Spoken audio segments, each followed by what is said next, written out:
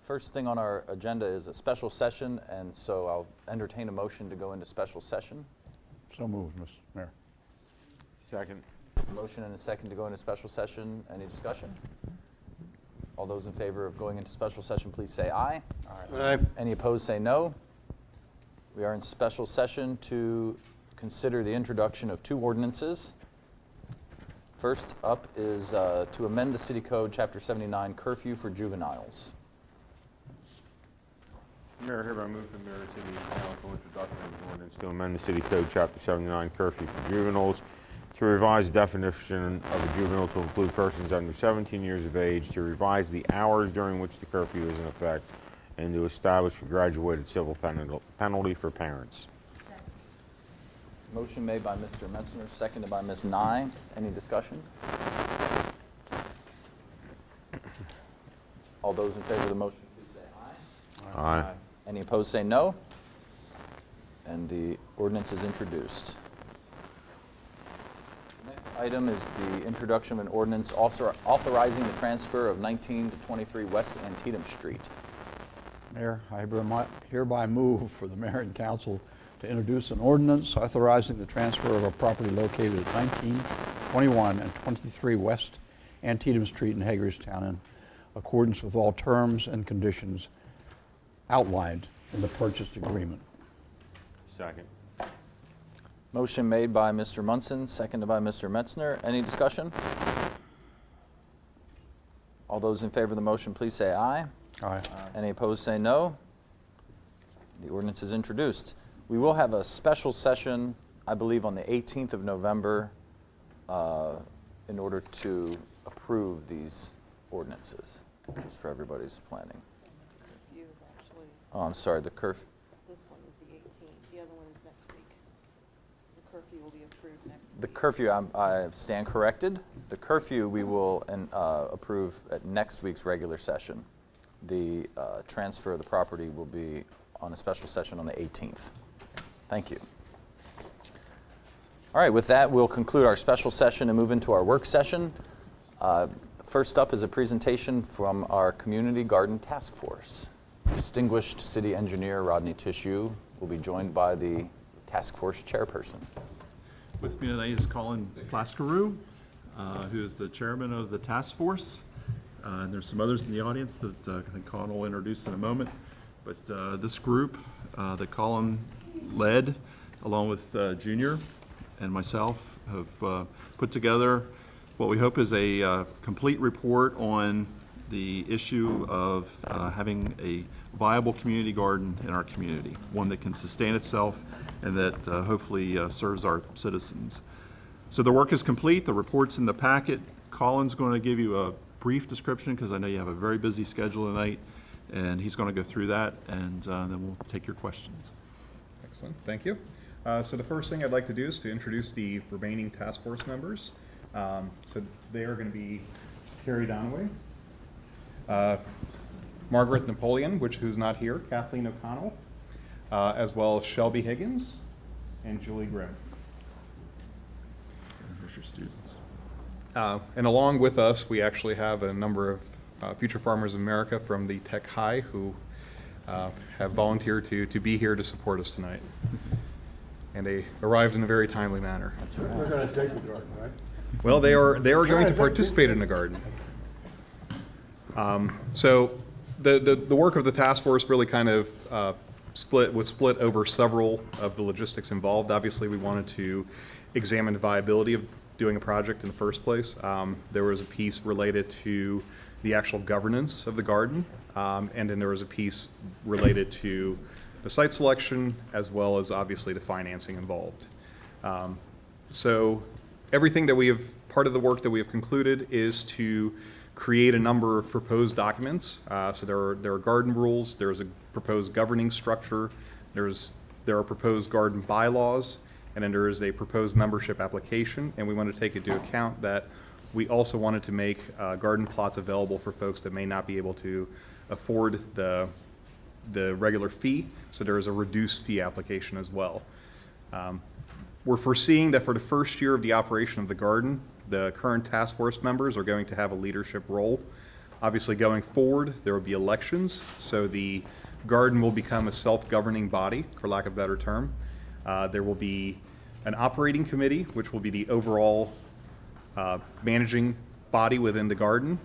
That will be comprised of 5 members. Of those, there will be 2 co-leaders and a secretary, or rather a leader, a co-leader, and a secretary, as well as 2 other members at large. Every few plots, every 5 plots I think we decided, would have a plot coordinator. These would be folks that have access to the garden, are able to turn the water on as needed, have various other duties that they can perform, and on a rotating basis, they would allow access to the garden, especially once the fence is in place. And I'll kind of touch on the timing for the fence relates to financing. So, along with the governance of the garden, the second part that was very important to us was looking at a number of sites throughout the city. This is a garden that is meant for city citizens and is going to be in the city. We looked at a number of sites. Ultimately, we had a number of criteria that the various committee members used to grade the various sites. And we winnowed down the candidates to 2 finalists and settled on 513 South Potomac Street for a number of reasons, not the least of which it is right across from the Bester Elementary site, and there is interest from the elementary school to participate as well, both as an educational opportunity for the kids, but also potentially to be raising food for their cafeteria. Some of the criteria that we used to grade a site were, this is a garden, so access to sunshine is important, access to water, access to power.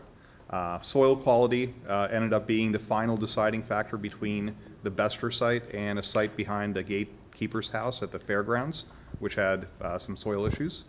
Accessibility, both in terms of parking and transit. This is located right next to Memorial Park, so it kind of becomes an extension of that.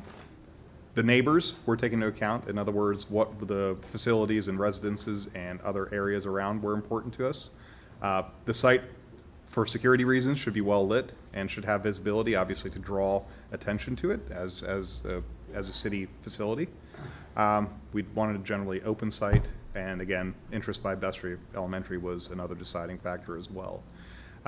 Speaking of other community organizations that have indicated an interest in participating, the agriculture program at Tech High, of which the FFA students are here representing, is also interested in participating.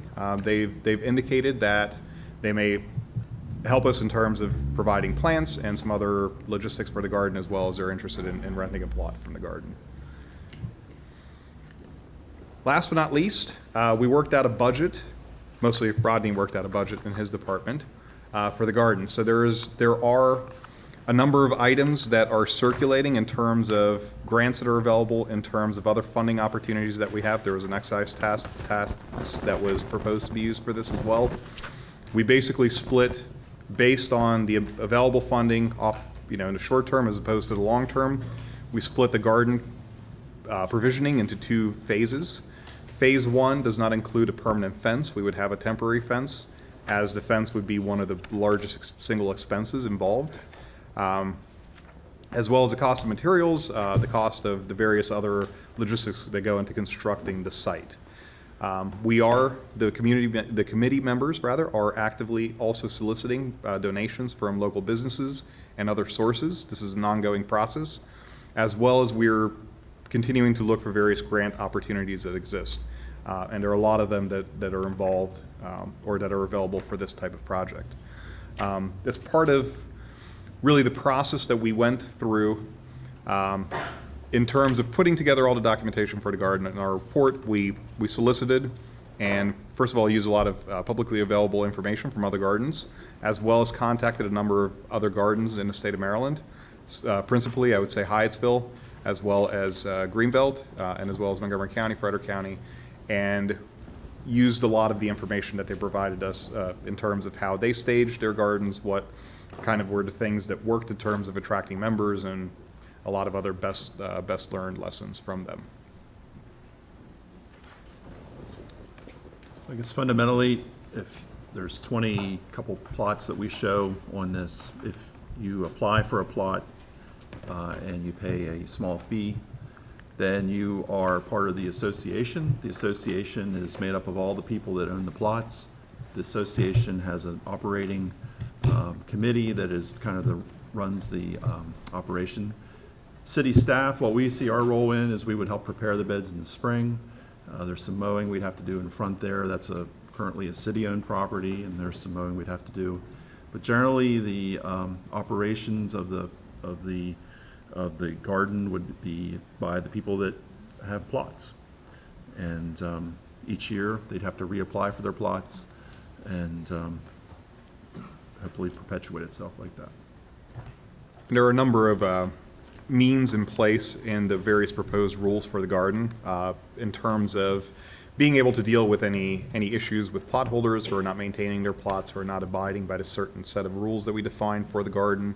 And we also allowed for the garden operating committee going forward, as well as the members at large, to amend their existing bylaws and their existing governance structure going forward. Obviously, our intent as a committee was to put together a working model, but not for it to be the end-all, be-all for this project. Yes, sir. What size are the plots? We each just showed two on there that are, the larger ones are 12 by 16, and the smaller ones are 8 by 16. Okay, and I assume, looking from the schematic up here, that they're sufficiently placed that there's room to work between the plots. Yes. To get access to the plots and take the tools there and whatever else they need. Absolutely. So they don't interfere with somebody else's plot. Of course, and there are actually a number of considerations that went into that. So initially, we had smaller plots. We consulted with a number of the other gardens around, and we came to the conclusion that the plots were probably too small to be sufficient. So we looked into, obviously, the mechanics of being able to get around to the various plots. One of the things that's not very visible in the schematic is the fact that we have a number of barrels, rain barrels, placed around the garden. There is public water there. Yeah. However, in order to distribute it, we're going to, the role of the plot coordinators, amongst other things, will be to fill these barrels so that we can control the amount of water that's actually being used and we don't have overuse of water. The other item that we had to take into consideration, because this is an ADA accessible garden, is there are ADA specified plots in the front of the garden close to the parking. So there is a consideration that went around accessibility from that standpoint as well. Okay, thank you. You're welcome.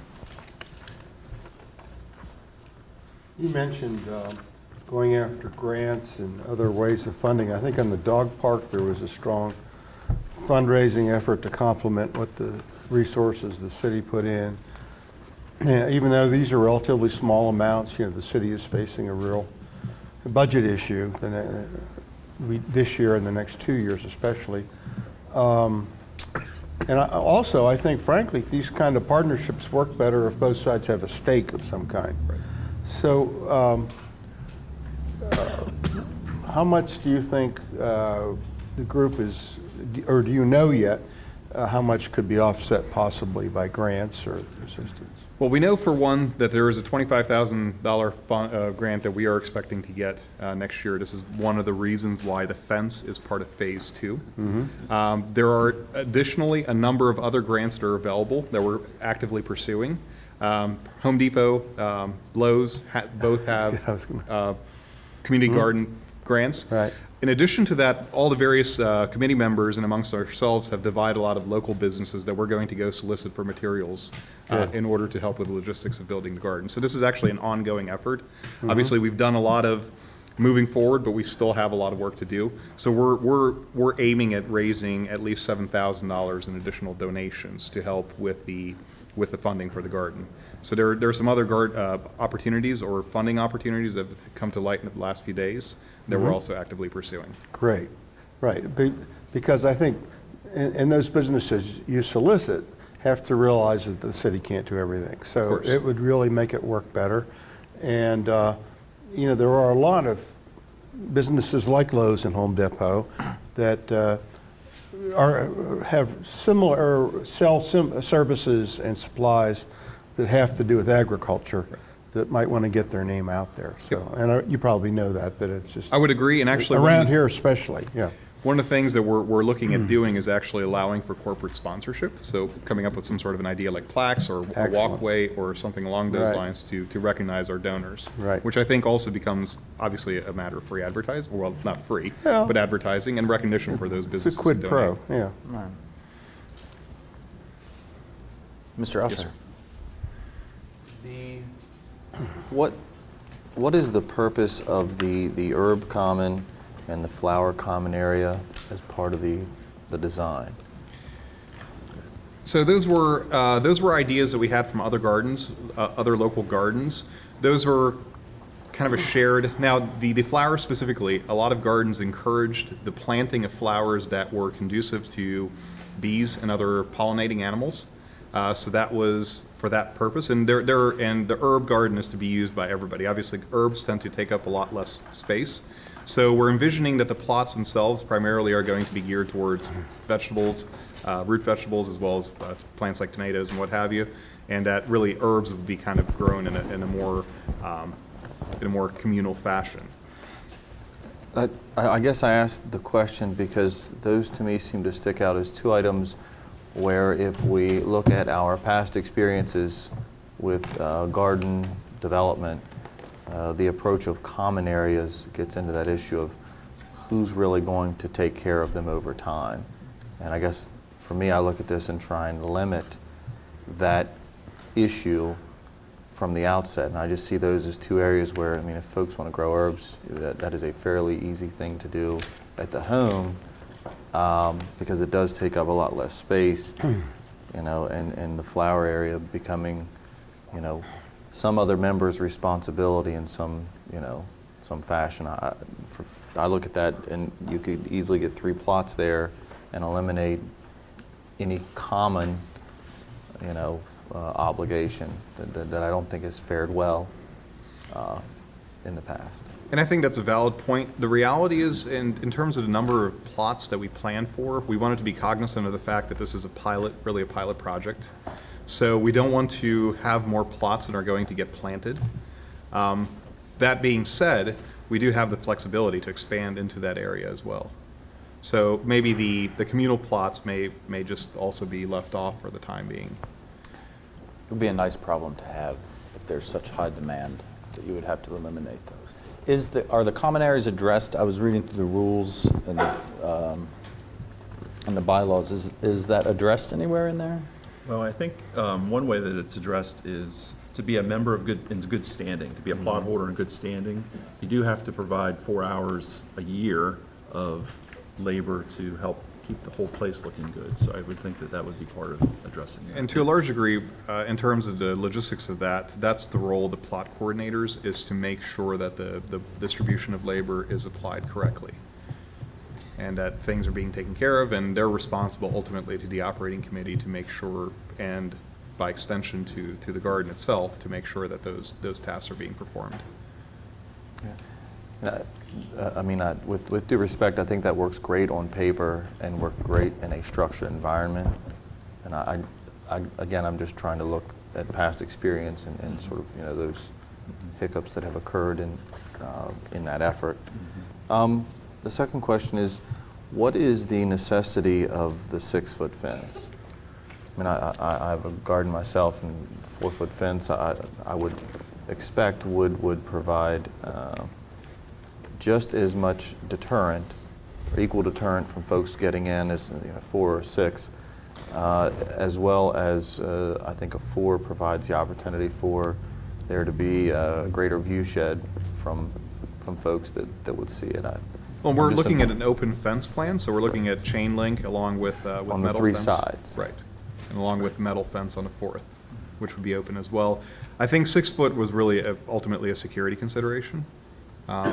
So that's not set in stone by any stretch of the imagination. That was the recommendation of the committee. It certainly or the would task save force. money to go to a 4-foot. I just think if folks are going to hop a 6-foot fence, they're going to hop a 4-foot fence, and you know, most dogs and cats and they can't. Right, You know, make it over. scale that. I'm hoping we don't have issues with deer here. So, you know. So. Never know. We do. Or the Over at bear. Rose Hill. We have them over at Rose Hill. Albino deer, yeah. They Right, might the come one, to the remember, community garden one to killed munch it. down. That's right. Make sure you put out really good vegetables. There's scale in But Rose Hill. that's a phase 6-foot two fence issue, isn't gonna right? matter. It is, but that will save significant money to go to a 4-foot fence. So we can do that. Well, yeah. Mr. Munson? When you checked with other communities that had these gardens, did they indicate that there was a big issue with vandalism? For the most part, no. I think it depends on the location. A lot of the other gardens are not located in downtown areas. Some of them are. But ultimately, it's the involvement of the community. And in my personal experience, the best deterrents ultimately are passive. So having signs saying that the areas under surveillance probably work as well as a fence does. There always are instances, but the reality of the matter is it doesn't seem to be a very high risk target that people would want to vandalize. right. Let's go steal some vegetables. Not When- something you often hear in the community. When you did an evaluation of the plot sizing and the numbering, was that more a function of fitting it within the schematic or the size space that you had? Or was that a function of the level of interest folks showed in certain types of plots? It was a balance of both. Actually, it was to a large degree a matter of fitting in a number of plots. We also wanted to have a balance between the two different plot sizes as much as possible. But we wanted to make sure that we had a manageable number of plots so that we didn't end up with half of a unused garden location. And maybe my last question is duration. Will there be a specified period in which individuals that do garden in this space are expected to access it at the beginning of a growing season and vacate it, and under what process will they vacate it at the end of the growing season? So we are looking at the last event for the garden, so working a little bit backwards, is an election on November 1st for the officers for the next year. So past November 1st, the garden will be closed.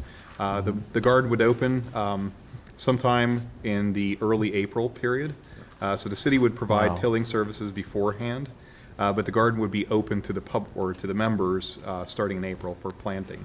One of the caveats in the garden rules is that at the end of the season, gardeners are responsible for clearing out their own plots, so making sure that any leftover plants are removed and basically they're returned to the same state that they were in at the time of planting.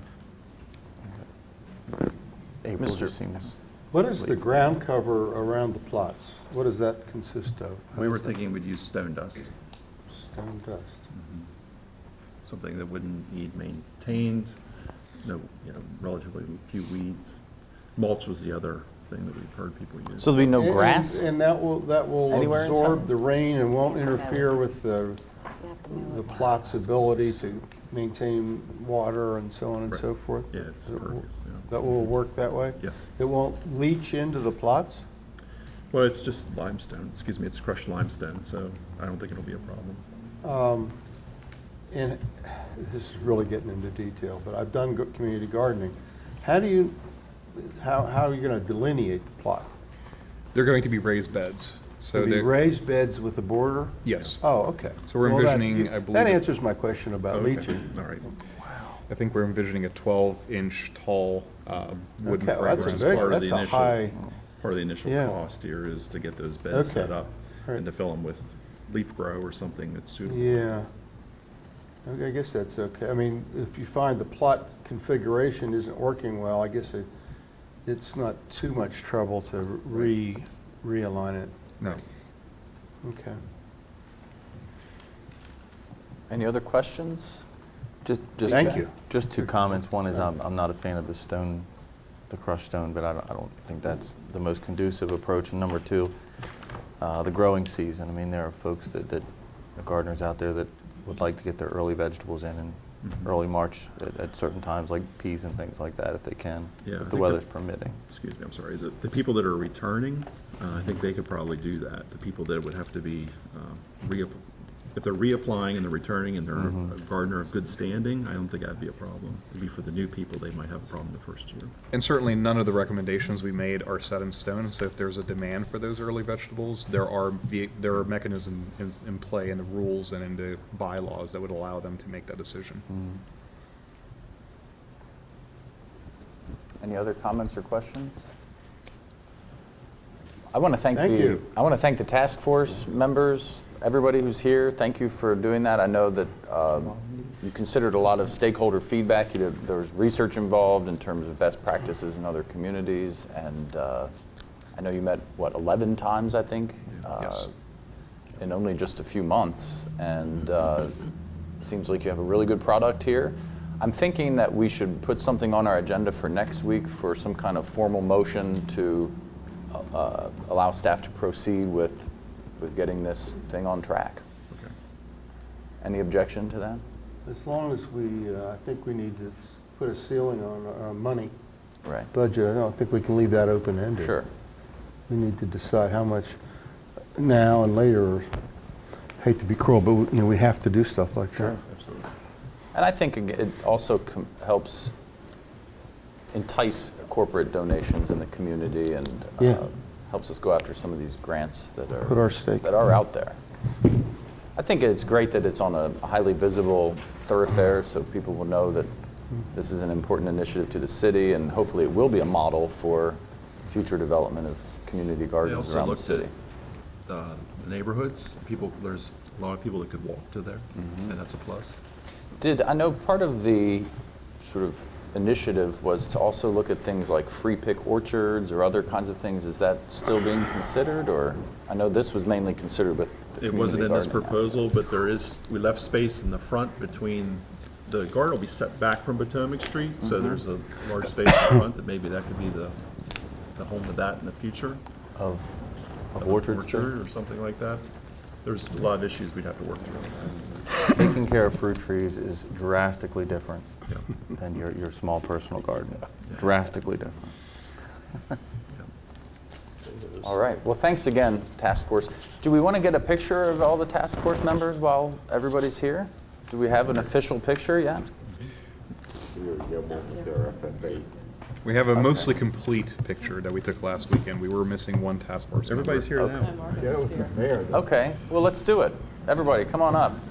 And I want to thank the Future Farmers of America, too, for their willingness to participate and be a part of this. It's important to involve young people. Yeah, let's come up here. Mayor, why don't you get them in one of the pictures? Oh, absolutely. Yeah, come on up, kids. Exclude me from the...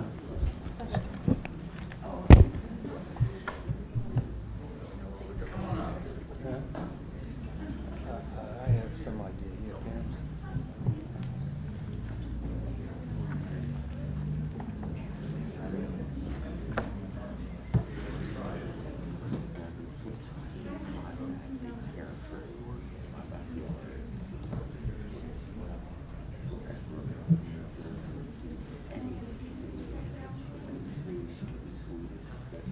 Yeah, usually pear trees do.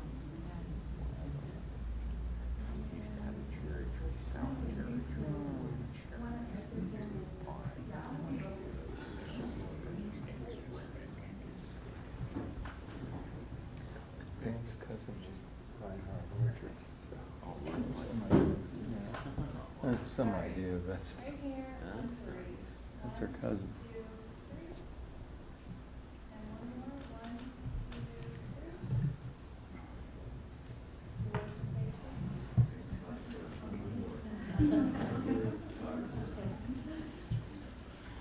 Yes, I know the grandpa right.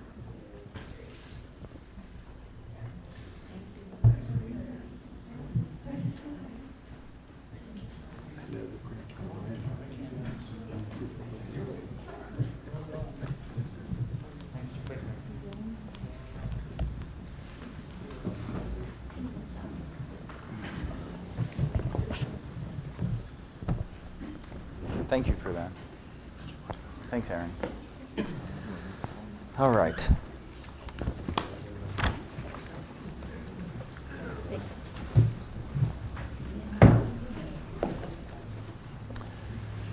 Next up is a check presentation for the George Washington statue from the Christian Ardinger chapter of the Maryland Society of the Sons of the American Revolution.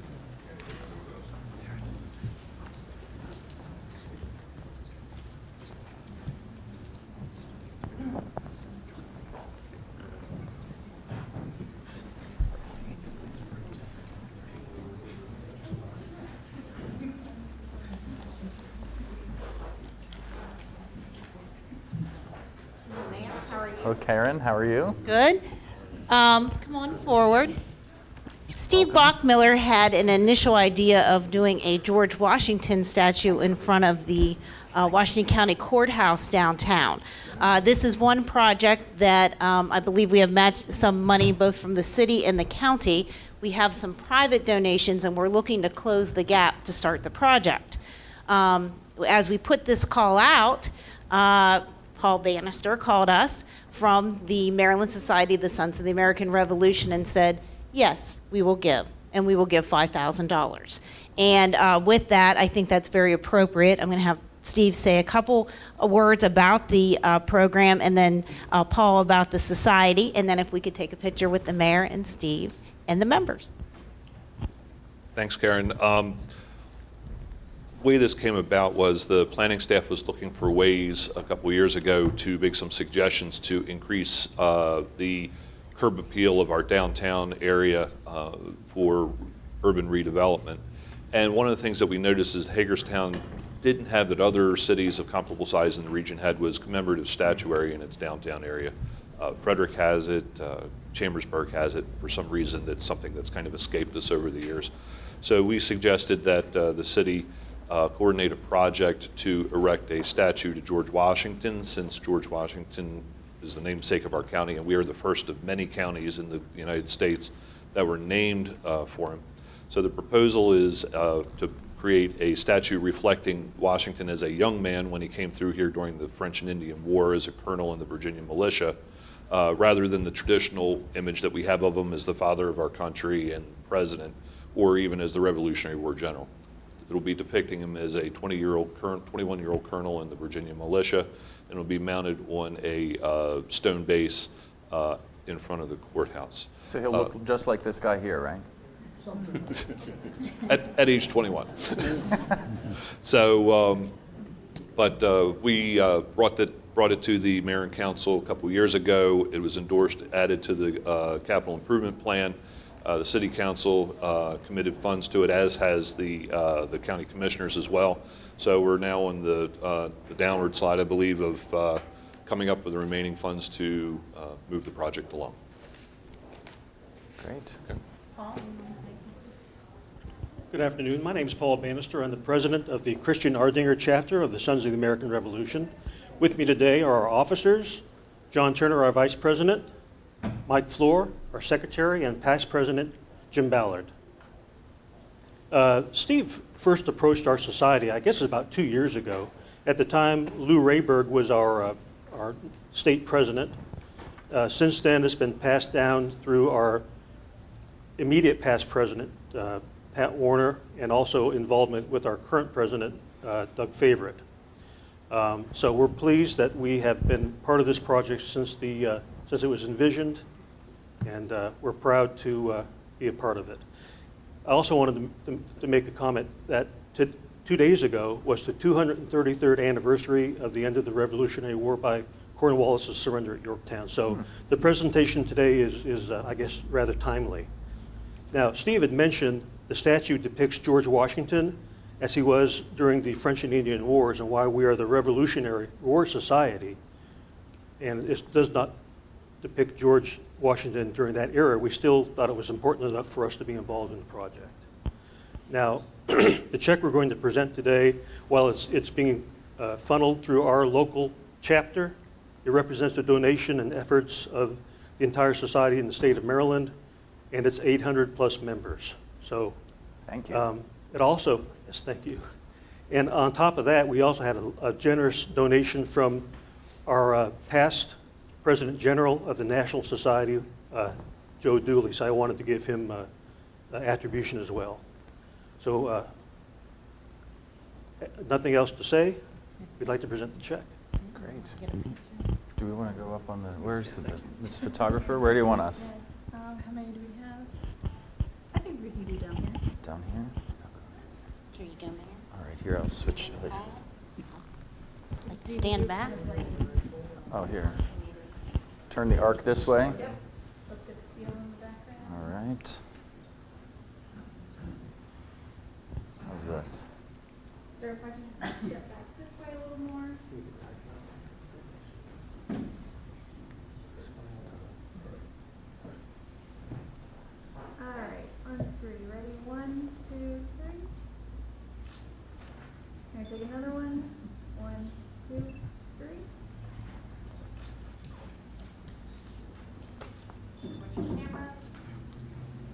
guys can come over here and take pictures if you want.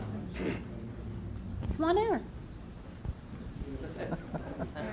Here on 3. 1, 2, 3. One more. 1, 2, 3.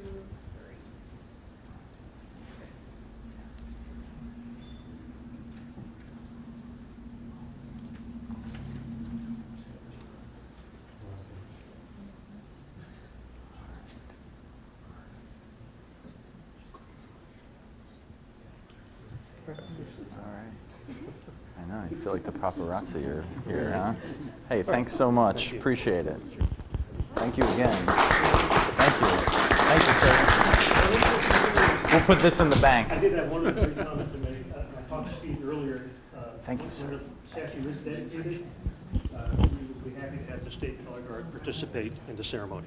You should also mention, Paul, that this statue obviously is going to be an attraction in town, and I think it quite likely that we would like to, when we have some of our ceremonies, such on Memorial Days and stuff, when we honor our veterans from the Revolutionary War, that we may very well do some of those activities at that site. So I'm just Very nice. delighted that we're finally doing something to bring George Washington back into the forefront of our country, where he belongs. Thank you. Thank you. And Steve had also mentioned Frederick had a statue of John Hanson. Our society was also involved with that. So. Very nice. Thanks again. Thanks. In general, you did get your start in the French and Indian War. You wouldn't have been in the Revolutionary War without the French and Indian, so it's appropriate. Thank you. We can still go to the baths and No, we're just there. still They there. still have the spot, yep. All right. Okay, that brings us to our preliminary agenda review. You guys want to look at that? Next week, we will have an executive session at 5:30 and then our 7 o'clock regular session. Just to go over our schedule for November, we do have a work session scheduled on Tuesday, November 4th. In honor of Veterans Day, we will not have a meeting on Tuesday, November 11th, but we will be back on for a work session at 4 o'clock on the 18th, and then our regular session on the 25th at 7 p.m. So that's our Thursday or our November schedule. If we go down to the consent agenda, the Department of Community and Economic Development has several items. The purchase of 3 vehicles for DCED planning and code for neighborhood services inspectors. I have a question. Question, go ahead. Yeah, is that also coming out of, I see there's no source of funds. Is that also coming out of the fees and so forth? Good evening. Yes, we had a memo attached to the consent form as well. The fee increase from $50 to $75 provides $225,000 additional revenue in fiscal 15, and we'll be hiring staff hopefully by January, and then so we essentially have half of that money for startup fees. For vehicles, for other improvements, for office equipment, computers, and all of that. So it all comes out of the fees.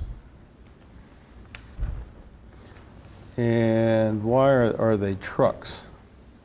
For a number of reasons. The inspectors travel in all weather, as well as they, at times, if they're in neighborhoods and there's trash and stuff laying around, they'll just grab it and throw it in the back of the truck. Plus, the vehicles for operational efficiency may be used for other types of inspections, depending on the need of the organization, and they may be visiting construction sites.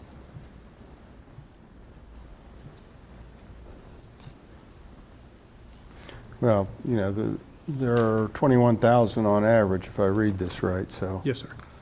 There's not that much difference with the sedan, but I was curious with the function, so. Interchangeability appeals to me. Okay. Thank you. There's the other items there, a couple other vehicle purchases, the contract for rehabilitation, the interior portion of 60 West Washington Street for Business Resources Center. Yes. Mm-hmm.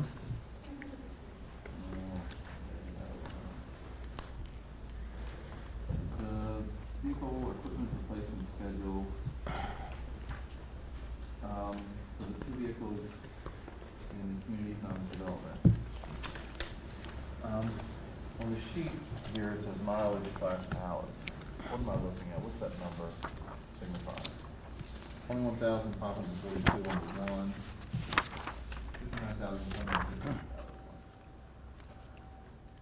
That's the number of miles on the vehicle. It's 21,000 miles on one vehicle and 60,000 miles on the other vehicle. So, I mean, I see the vehicle's a 2003. It's got 21,000 miles on it. Are we replacing it because of age? Age, it's in poor condition. It's starting to cost us more money than what it's worth. We've passed over both these vehicle replacements several times, and these two vehicles are scheduled to be replaced and have been approved in the current budget.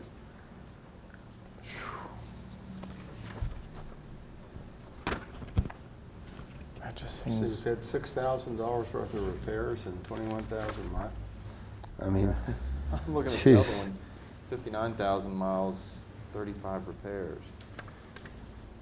yeah, but I'm looking at the dollar amount cat a corner from that. Yeah, the 5,900. Yeah. Is the mileage reflective of just simply the type of Yes, sir. activity it endures and not the length of activity? In other words, it just Correct. drives 1 mile here, 2 miles there. Absolutely, sir. City So if you have someone who's assigned to an area just in the core of the city, they may be going a mile or two at a time, as opposed to if you have someone assigned outside the core, they may be running from one end of the city to the other.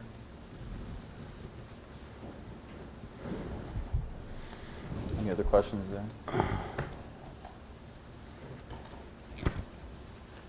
All right, any questions on the rehab for 60 West Washington Street for the Business Resource Center? How about the contract CDBG consolidated plan? We're going to be talking about that later tonight. All right, that does it for the DCED. I did want to comment that Yes, sir. we got a USDA grant for that rehab, and Mhm. that's great. I hope to get that going. I knew we were working on that. The Department of Utilities, water, fire hydrants, and wastewater discharge assemblies. Any questions on those? And then Technology and Support Services is the GIS maintenance agreement renewal. Any question on that one? All right, unfinished business, we'll have the approval of the juvenile curfew ordinance. We'll also have the legal services contract on for next week. Under new business, we have the approval of a residential lease agreement for upstairs apartment at the Hager House Museum. I have a question on that. Go ahead. It says here in the packet that it had been rented before, and then it was turned into the office. I just would like to have the history of what the rent was and how it was worked out with the utilities. If you can get that for me, please. It was rented before, correct? Right. I just want to know the history of it.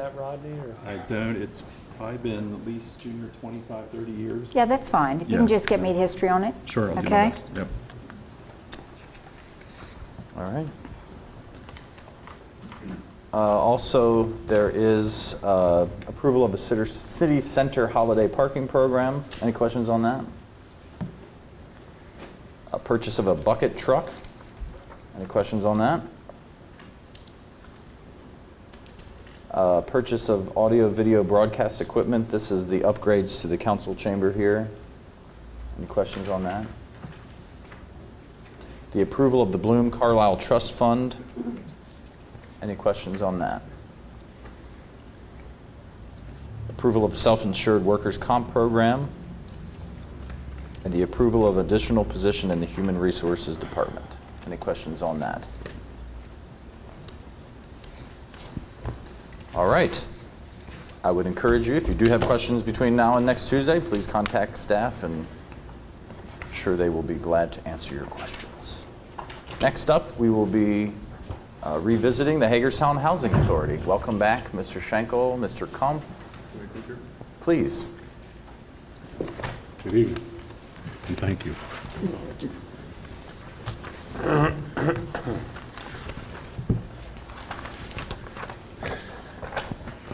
I think we just wanted to take another opportunity to, I know if council probably did more homework or did more reading and may have more questions. I have a couple points of clarification. Sure, if you please. mind. We've heard that there might be some rumors that we do transitional housing. We do not do transitional housing. As you know, the senior housing. Can you define that for those of us who might not know what that means? Well, when we rent to people, we rent to them at least for a year. And, most of the folks stay there until they find employment that will allow them to move up or move out, or if it's the elderly, they're there until. So I just want to make sure we got that clear. The other thing is that there was a question about the bedroom count. At Nolan Village now, there are 715 bedrooms. At the new community that we're planning on building, there's 726 bedrooms. If you're interested in the unit count, what kind of units, it's, as I said before, there's no one-bedroom units at Nolan Village right now. But we plan on building 50 one-bedroom units. And the reason is that in our market study, there's more of a demand for the one-bedroom units, way more demand. The other thing I wanted to clarify, and this is a biggie. When we told you what the tax benefit was, we were way off. The shelter rent, or the pilot that we pay right now for Nolan Village, is $37,156 a year. We estimate that this will generate $269,000 a year for taxes. That's $161,000 on the market units and $107,000 on the tax credit units. So it's a big difference. So just want to clarify those points.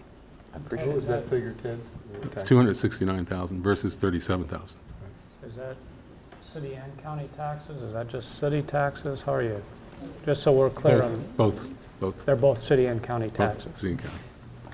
So what portion of that is the city compared to the current amount that the city receives? I don't know, Joanne, do you have it? Our director of finance is here, I can ask her. You have an idea? Yeah, I think it should be on the chart.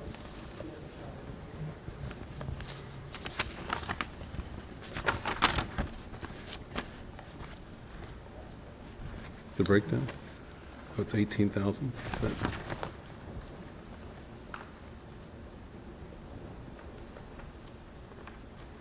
Yeah, if you look, the city taxes on the existing 18,000 of it is from a pilot is what the city's getting. And then our estimate, and again, this is just an estimate based on What we get at Gateway Crossing. what we get at Gateway Crossing, but the estimate for the city for the cost of the tax credit, the 250 under the tax credit rules, would be, to the city would be 52,000, around 52,000. And then the market rate, 79,000. This is total for both. Yeah. So that would be the new total. Okay. How much was it from the market rate? Sorry. From the market rate just to the city, not the Yeah, county, I but the city, understand. for market rate, 79,000. And to the city for the tax credit, low-income ones, 52,000. And that's above and beyond the pilot? Well, that's No, instead of that's the pilot. instead of the Instead of the pilot. In lieu Right of now, the pilot. pilot's about 18,000 for just the city. Anyway, thought that might help. Appreciate that clarity. And just to reiterate, you are looking for a letter of support for the financing plan of this Yes. project. Yes. And we- Because you're going after different pots of money that, by having city support in the form of a letter that supports the financing mechanism you're going after, will help you achieve a It'll- certain level of points that will enhance your ability to obtain those funds. That's correct. It's worth 10 points of on the competitive end. It's about a 200 points, so that 10 points makes a really big difference. And your business plan supports this type of housing illustrated in your presentations? Yes, sir. Because that's important. Yes, it does. When you define transition housing, as I'm assuming you're defining it being less than a year lease, does that imply that what you do not house are individuals that are referred to you from the various drug court and other affiliated locations? Yeah, they have to qualify. And for one thing, if they come from outside the county, well, I can't remember the last time we rented to somebody outside the county. Anybody in the county gets 25 points, and it's a point thing also. So we don't lease for less than a year now, and I don't remember, and I don't know of any renters that have been referred to us from any of those agencies. But there may be. I'm not aware of any. Or any of the affiliated transition houses which seem to be increasing within the city? Not that I know of. I don't think so. I really don't. If they have a local address and they can wait the 6 months on the waiting list, they may be able to get the housing, but that's the only way. And of course, they have, I'm sorry, go ahead, David. Go ahead. And also remember, if the transitional housing, if you're referring to maybe drugs or criminal activity, that those are screened at our intake, and so most likely they would not qualify for housing in the first place. Yeah, So that would be an that's exclusionary factor. Yes. Correct, yes. Yeah, and I would have thought the same thing, because we're talking the Wells House, Yes, and those. correct, yes. And the only reason why I qualified what I did, there might be someone in transitional housing that doesn't have those problems. Correct. They actually don't have any income, and they're trying to get ahead without any of those other baggage that we're talking about.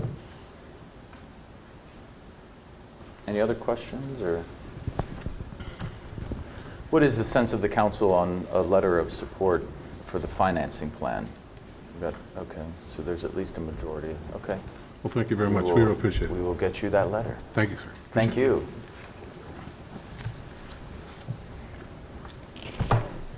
Next up is the impact of the emerald ash borer. I have been waiting for this presentation. Oh, do we get to see it? Yeah, I think they've got some hands-on demonstrations here. Hopefully I don't disappoint you. I never knew we had so many ash trees in our city park. Oh, yeah. I never knew we had so many borers. Yeah. Borers, but not borers. Well, this certainly is a new topic for us. But across America, this is a big deal. And there's a lot of cities that are really being devastated by this insect. I think relatively speaking, we're making out okay. We have some serious issues, especially in City Park. But Tyler Wakefield is here. He's a forester with the Department of Natural Resources.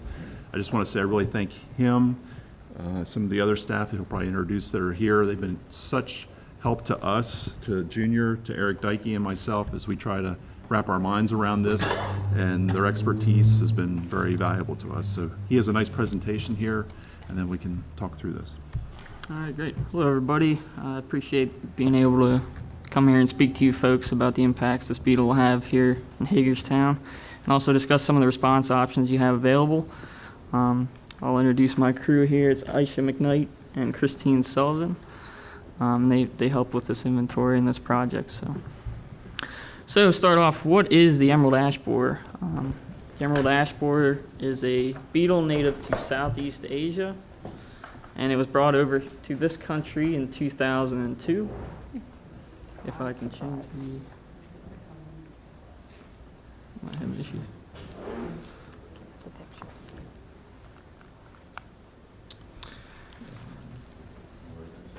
Where's Garrick? We'll have to wait a little more to see Oh, what yeah, this bugger looks the like. suspense. It's mounting. Is it green? It is. That's deductive reasoning right there. It's emerald. Like I said.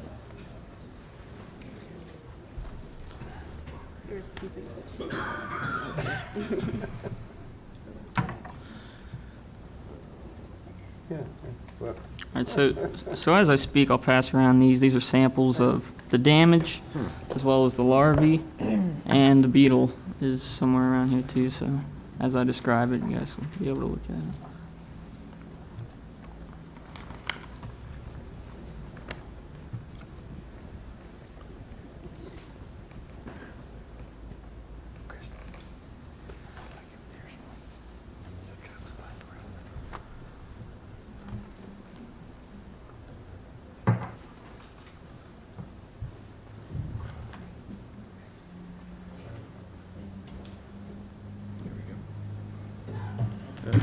Thank you, sir.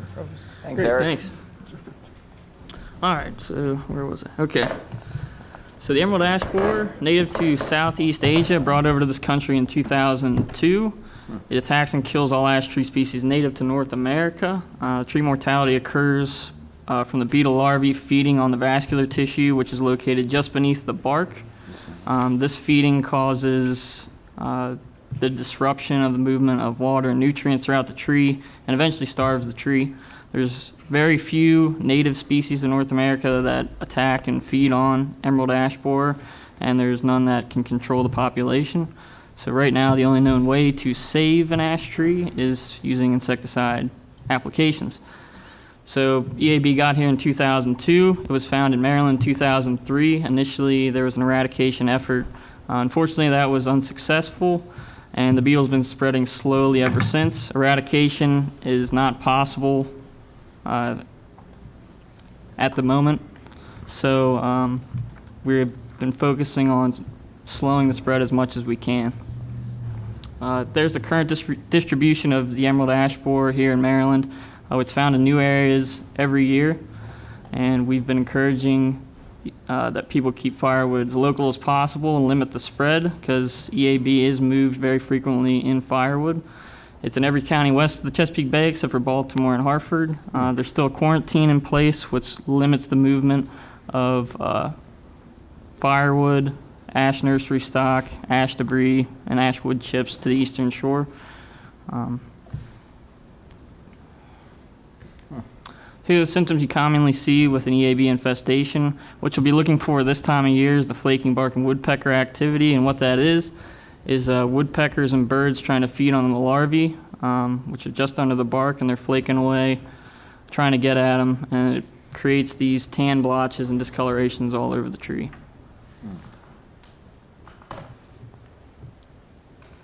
So why are dead ash trees a problem? Well, ash trees are planted very frequently in urban areas, yards, parks, and along streets. So as EAB moves into these urban areas, it's going to cause these communities to remove ash trees in a very, very short period of time, putting a lot of strain on community budgets. There's some estimated figures up there. It'll affect Maryland communities, various degrees. Baltimore metro area may be the hardest hit with an estimated $22 million. So here's an example. Midwest was hit very hard with this. They had ash trees lining their streets. So the left picture was taken in 2006. You got healthy trees, large diameter. And then the right picture was taken in 2009. So all those trees died within a 3-year window. This figure illustrates again how rapidly this beetle can kill trees. You'll notice that about 80 to 90% of mortality occurs between a 6-year window, and about 50% can occur within a 2-year window. So the take-home message from this graph is that it's very difficult to keep up with ash tree mortality as the EAB population grows. Some communities think that they can just remove trees as they die, and they end up not being able to keep up with the mortality, and they're leaving hazardous dead trees standing, which is never a good thing. So on that curve, where is the city of Hagerstown? I know this is for a study that was done somewhere else, but on that curve, where are we at as far as the timeline?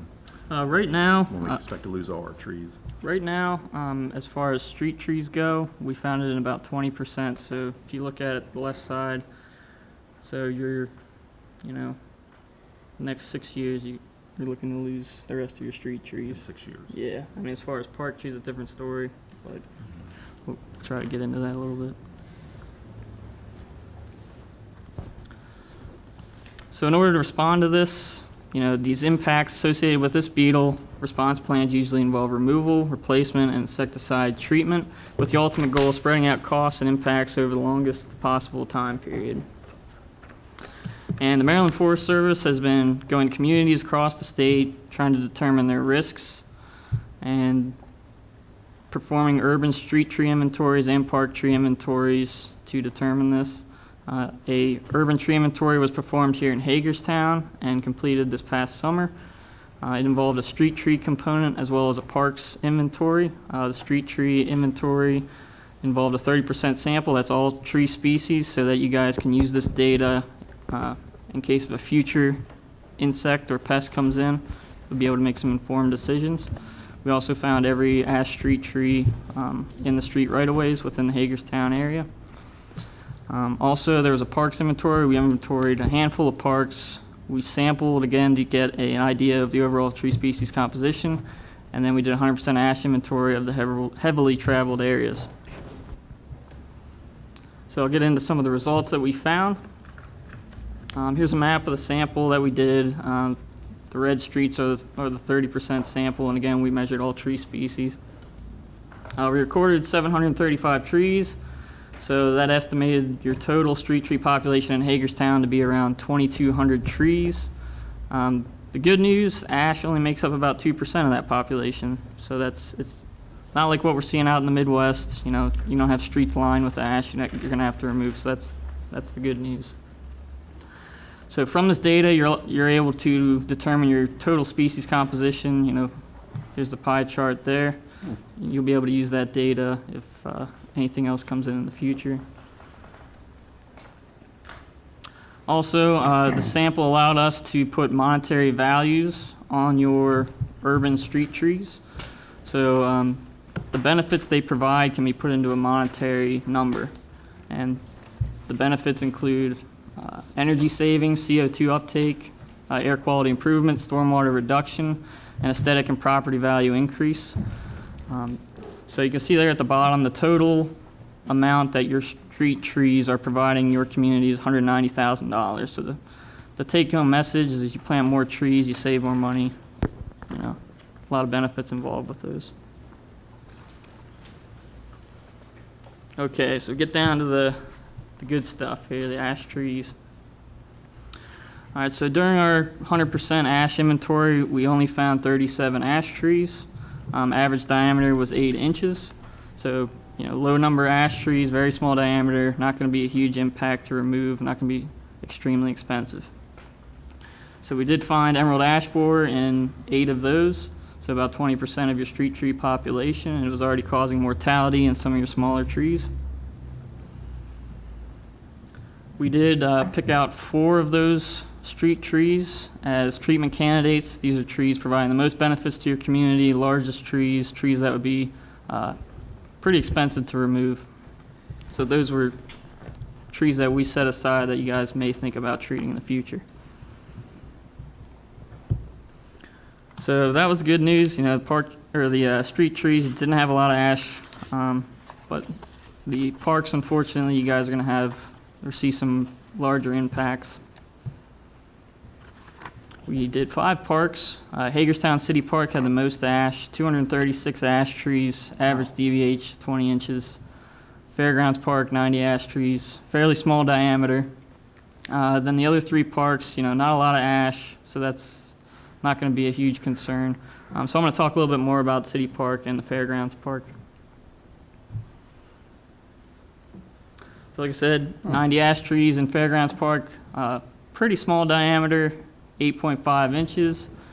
About 70% of those already have EAB or showing signs, but they're still in pretty good condition. Only 5 trees are rated as poor or dead. So what we had discussed, which we will start putting into a plan form in the near future, was a potential to stage removal and replacement on these trees to kind of space out the aesthetic impacts of just, you know, removing all the trees at once. So, you know, starting to remove trees that are declining and dying, replacing them. It'll also space out the costs over the longest possible time period, too. So, can I interrupt you for a second? So, Yeah. what you're saying is any infected tree is basically going to have to be removed. not necessarily. Unless you treat it, which also costs, I mean, either way, you're going to have to spend some money to either remove Yeah, it or to treat it. There's no guarantee. So is treatment, I'm guessing, is more expensive than removing, depending on the tree? No, not, well, depending on the tree. Larger trees, treatment is more cost-effective than removal, and smaller trees, removal is more cost-effective than Okay. treatment. And it's because of that at Fairgrounds, what the recommendation is that since those trees are all relatively small, 8 inches and smaller diameter, that last month we just awarded a tree planting contract that we have grant money from various sources. We were planning on planting about 150 new trees out there, kind of infilling in between the ash trees, and as they die or start to fail, then we can just take them out, and the new trees will provide the shade that we need. Does That's kind of- removing the trees get rid of the emerald ash borer? I mean, what do you have to do to get rid of it? Burn it up so that they all die, or what? Yeah, that's what they were doing when we were trying to do the eradication. They were, cutting all the trees and burning them. But at this point, it'd be a drop in the bucket because EAB's all around the surrounding areas. So it's, It's an uphill climb, yeah. to say the least. And they don't feed on anything else but ash. Not that we know of, not yet. So fingers crossed. Thank you.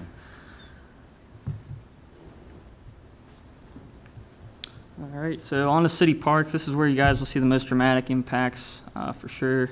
And I don't have to tell you how beautiful your park is. I've been around the state and I've seen enough parks. I know this is a special place. It's the most beautiful park of the kind in the United States, actually. Yep. We have a sign out there that shows that. Is that right? Great park. It's one of the best. All right, so during our parks inventory, we did plot data, again, to determine overall species composition. That told us that 14% of your open space canopy is ash, 19% of your woodlot canopy is ash. It is the most common species in your park, and it is the dominant species in your park. So after we did the initial sample, we went back and found every ash tree in the park, so 236, average 20-inch diameter, ranging between 80 and 100 feet in height on average. You can see the highest concentrations in the middle there. And that's where the playground is, that's where the amphitheater is. You got the art museum there. So as these trees start to decline, it's going to cause a very significant hazard. You got walking trails in through there. Most of those 236 will need to be addressed either with removal or treatment. You have trails running throughout that park, so most of these trees will be within proximity to those. I mean, there are some within the woodlot setting you may be able to leave standing dead, but I think the majority of those will need to be addressed. So the silver lining to this is that 90% of those trees can be saved. That means, well, in order to treat a tree, the tree has to have 70% live crown. And 90% of the ash trees in City Park do have that requirement. So you have a lot of options for treatment candidates. Only 8 were rated as fair condition, so these were trees that can't be treated, a little over 30% canopy loss. And then you had 17 rated as poor condition, so those are trees that can be removed immediately. I probably don't need to show you any pictures of City Park, but this kind of brings home the point. Pretty much every tree you see in that picture is an ash tree. So you can just imagine clearing those out. It would be devastating. And again, you got some very large trees over the amphitheater, over the playground. So we're going to take this data and we're going to put it into a response plan, which is going to going to involve removals, insecticide treatment, and replacement. And I kind of outlined what we're going to focus on for each of those categories. So for the initial removals, you want to remove the initial hazards, ones that are posing a hazard right now. Also, you can look at ones that will pose the greatest risk in the near future, ones in power lines, busy streets, prioritize costly removals, and preemptive removals in areas of large ash numbers. So you have to keep in mind anything you don't treat or aren't planning on treating will die. So even if it's healthy, and you're not going to treat it, it's going to die. So keep that in mind if you do preemptive removals and that kind of thing. It may cause some headaches with the public, I'm sure, but it's, you know. Would Louis Slugger be interested in Yeah, still healthy, we can make a little money off of him? I was actually going to get to that here, what they'll. Okay, sorry. No, that's all right. So replacement, you want to replace the lost tree benefits. We talked about trees providing a lot of benefits, monetary value to the community, and also to replace with a diversity of tree species. You don't want to see what you saw in the Midwest where you had streets lined with the same species of tree because next thing comes down the road wipes them all out. You want a diversity so you can make your urban canopy more resilient. And also removing and replacing a percentage every year will help ease the strain on the budget a little bit.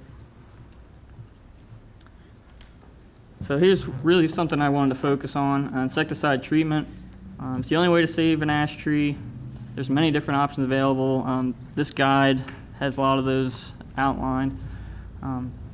They need to be applied continuously.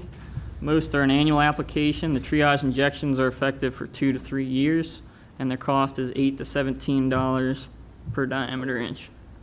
So I outlined an example. Is it worth it? And this example illustrates that, of course, it is. So a 20-inch diameter ash tree, $1,500 to remove. It'll cost $160 to $340 per triage injection, good for 2 to 3 years. So a tree can be treated for 9 to 19 years before treatment cost equals the cost of removal. So it definitely makes sense to keep it around. And while you keep it around, it's going to be providing those benefits that we talked about to your community. So a 20-inch ash tree provides $266 in ecosystem benefits per year, compared to the $80 to $170 cost per year to keep it alive. So it's basically keeping itself alive with the benefits it's providing. Yeah. No, that's a good. There's a chart. Yeah, that's a good question. The Davy Tree did a lot of experiments with this kind of stuff, and they were able to put it in a monetary format. Because there's actually a website online, treebenefits.com. You type in your tree and your diameter, it'll tell you how much it's saving you. So. Is there any contracts across the state that we could collaborate with rather than us bidding out our own treatment? Is there other bigger quantities that we could tap into somehow? As far as nearby, I'm not sure. I know Howard County is they're treating about 1,000 trees with insecticides, 1,000 ash trees with insecticides, and they're getting very good price on it. So larger quantity you do, better price you're going to get. Seems like that would be a statewide push if, this is affecting the whole state or at least the western shore, that we would all sort of want to collaborate on a contract to reduce the cost for everybody. Are you making a presentation to the county on this? No, I haven't. No, I don't have anything planned for the county. I presume ash trees aren't limited to Hagerstown. Yeah, I've been speaking with John Panisi with County Parks, and hopefully the other county or the county parks in this area aren't exactly like the city park. No, but we're gonna check it out. We're always curious. We do all ours, and it goes untreated outside. It doesn't help us very much. Mm-hmm. Just the opposite. Well, that brings up a good point. So EAB moves into the area, population builds, kills all the ash trees, all the untreated ash trees. So after that, EAB population is going to crash, and your treated trees are still going to be around. Then you can kind of relax on the treatment intensity a little bit. So instead of a 2 to 3 year time period, you can do 3 to 6 year time period. It'll put a little more leeway in your budget. Can the insecticide treatment be done in-house? Can people be trained, people who work for the city of Hagerstown be trained to do this? You could. I guess startup costs, it'd probably pay for itself eventually. You would need a applicator's license and get the proper training and stuff like that, but. This is actually boring into the tree and putting pressure, the liquid under pressure and pumping it into the tree, right? It's not just spraying or anything. No, it's very controlled. It's not, spraying it everywhere or dumping it into the ground or anything. It's like giving the tree an IV kind Yeah. of thing, yeah. That's very, And obviously, from just a quick perusal of your information, it looks like we could have some issues with the amount of trees we have within a relatively close range to make waterway in City Park. Is that going to be an impediment at all to, I see here they talk about how it can leach into the water system. Yeah, And it's this toxic. this is a soil drench. The triage injection's actually just injecting So right we into wouldn't it. have those type of issues? No, it's a Okay. different story. Okay. Is there some combination, and maybe this is just common sense what you do, but even some of the healthy trees, it may be more practical to take out if they're, if they're, especially the small ones, or if they're unhealthy for some other reason, but you might just not be letting them go, this would be the time to make that decision. Or if the crowns are interfering with each other, seems to me they have a better chance of recovery if some of, in other words, you need to make a lot of decisions on which trees to treat. Wouldn't that be the case? Yeah, the best time to make those decisions will be next spring when the trees leaf out, because you'll be able to make some better assessments on their condition and prioritize which ones you really want to keep, really want to spend the money on, and then which ones, maybe poorer health, that kind of thing. Well, that was my next question. What's the timing for this? What would be the optimum for us to start? Yeah. With the treatments? So I would like for treatments to start next spring. So spring is the best time to do it, spring and Okay, fall. yeah, next So spring. if we can get stuff rolling by next spring and then get these protected, that would be ideal. And I would assume we would want to get rid of all the small ones as soon as possible. Really do nothing with growing, become more expensive, right? Healthy or not. Yeah, so the key to that's going to be spacing it out to where you don't have huge aesthetic impact, because people are going to notice these trees are being removed.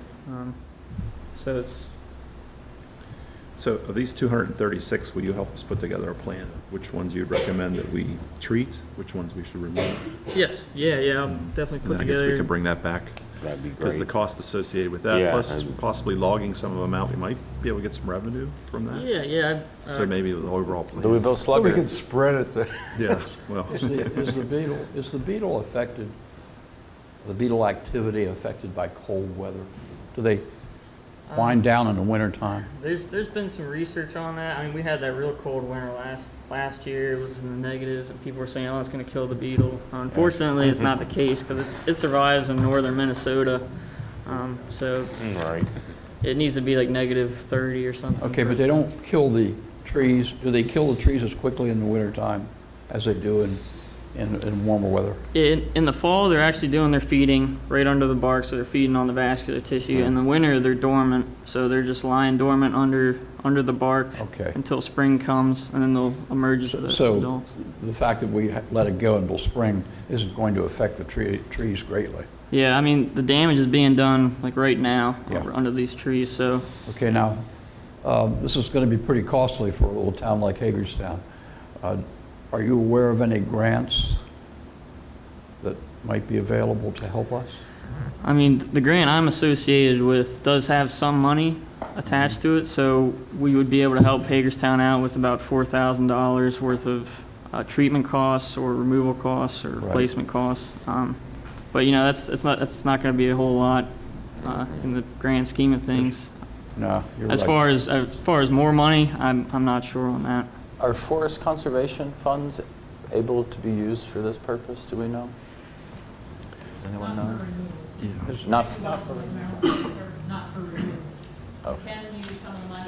To plant for new trees, okay. You know what he's talking about. Is there- Forest conservation funds. Yeah. Are you aware of whether or not anybody's talking to the governor to put some money in his upcoming budget for treatment? I mean, it would make sense. The mayor just said a few minutes ago it's a statewide problem, as you indicated, and it would make some sense if the General Assembly would jump in here, and it's going to affect other parts of states obviously more than us. You just started out with it would make sense, but you know. Oh. Yeah, I'm not aware of any. I know Baltimore City, since they just found the beetle, they're really making a push for that. So, yeah, it's Well, if Baltimore County and Prince George's County would join them, that might make a difference. Okay, thanks. Is it the plan of staff to reach out to some of those jurisdictions and find out if they have existing contracts or if they I want to? think, working with Tyler, I think that's Okay. exactly what we should do. Yeah. If we're going to, when we decide which ones we're going to treat and how many, I think the best price is going to be economy of scale and try to Sure. work with other people if we can, I would think. I think, Rodney, to clarify, we're not looking for a final decision tonight Right. because we need to come back with more information for Right. you. Right, and we're not endangering anything because it's too late to get for the fall season. Next spring is the optimum time. Yep. So Rodney, you need to get to us so you're ready to go. Right.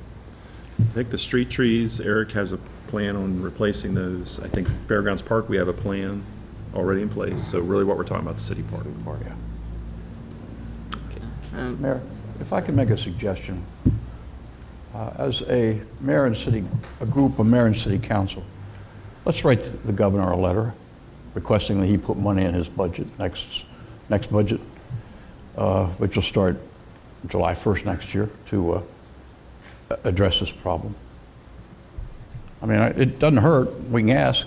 Worst he can say is no, which puts us in the same position we're in now. I guess the question we haven't asked, we've asked repeatedly about other counties, but I'm assuming the Right. state DNR has a lot of activity going on in our state parks or not?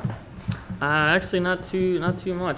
Oh, no? I mean, we've established some trees to treat, and but we don't have a plan in place for our state parks yet. But one thing I did want to emphasize. If I may interject again about your point for a response budget on a statewide level. The reforestation law, which is in Natural Resource Article 5, was amended under the Forest Preservation Act of 2013 to allow some budget allowance for insect disasters, if you will, to our trees in the state of Maryland. Whether the details of that implementation or what purpose it can be used for have been worked out, I don't know. But there was a provision put in that statute in 2013. Was there any money? We need put to in? ask.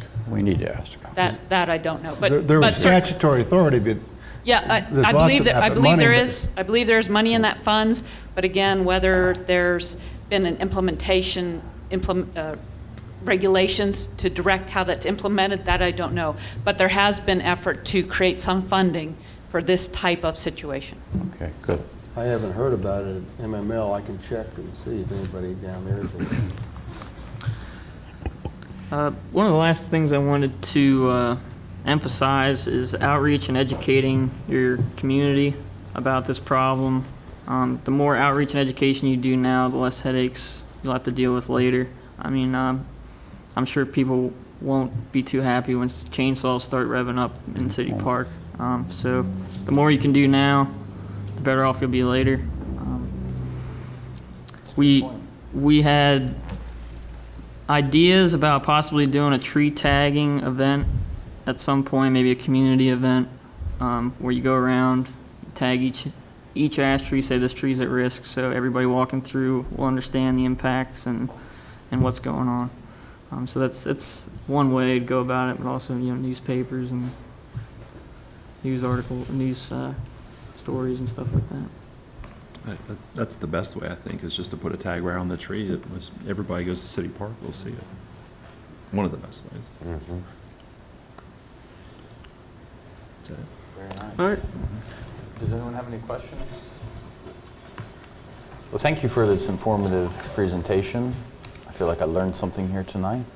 And So we'll come back with a plan for City Park. yes.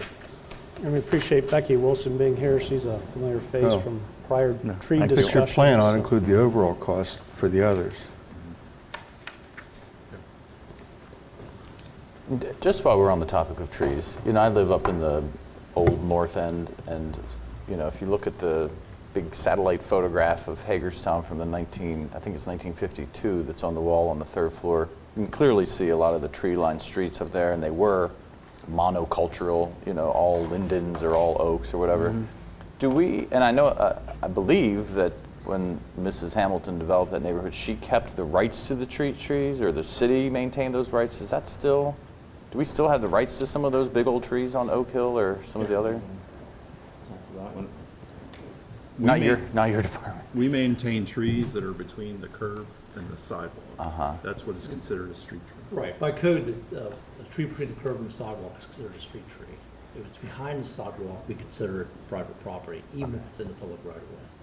Okay. So we only maintain the trees between the curb and the sidewalk. Many of the trees in the north end are actually behind the sidewalks. Right. So it's the responsibility of the property owners.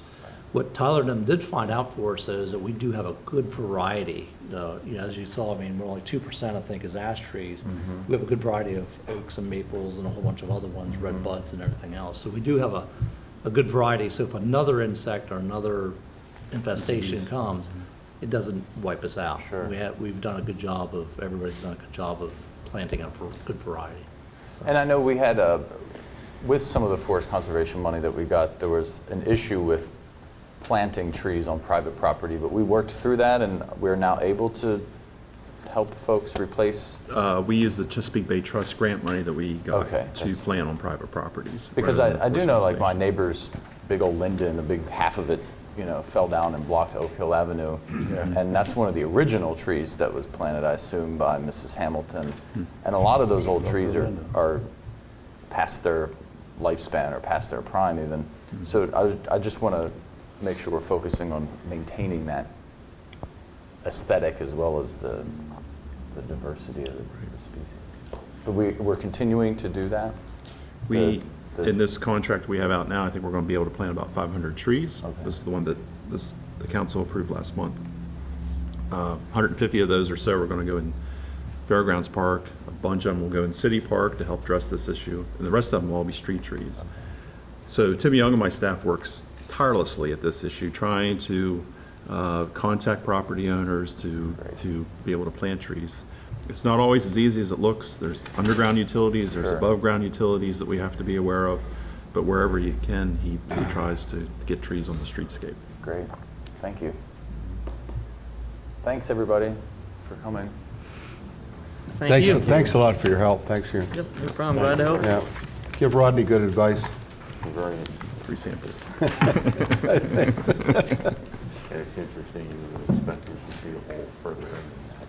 Yeah. Just right in the bar. All right. Thank you again. Our next agenda item is the consultant selection for CDBG 5-year consolidated plan. Welcome. Good evening. As the mayor mentioned earlier this evening during the preliminary agenda review, the staff would like to discuss the consultant selection for the CDBG consolidated plan, or also known as the 5-year consolidated plan. As the mayor and council are aware, the city of Hagerstown is an entitlement community under the Community Development Block Grant Program, and as an entitlement community, we receive an annual grant from Housing and Urban Development through the Community Development Block Grant Program. And as part of the requirement, a very significant requirement of the Community Development Block Grant Program is submitting a 5-year consolidated plan to Housing and Urban Development every 5 years. And we are due up for our next one to be submitted for our next fiscal year, which is fiscal year 2016 through fiscal year 2020.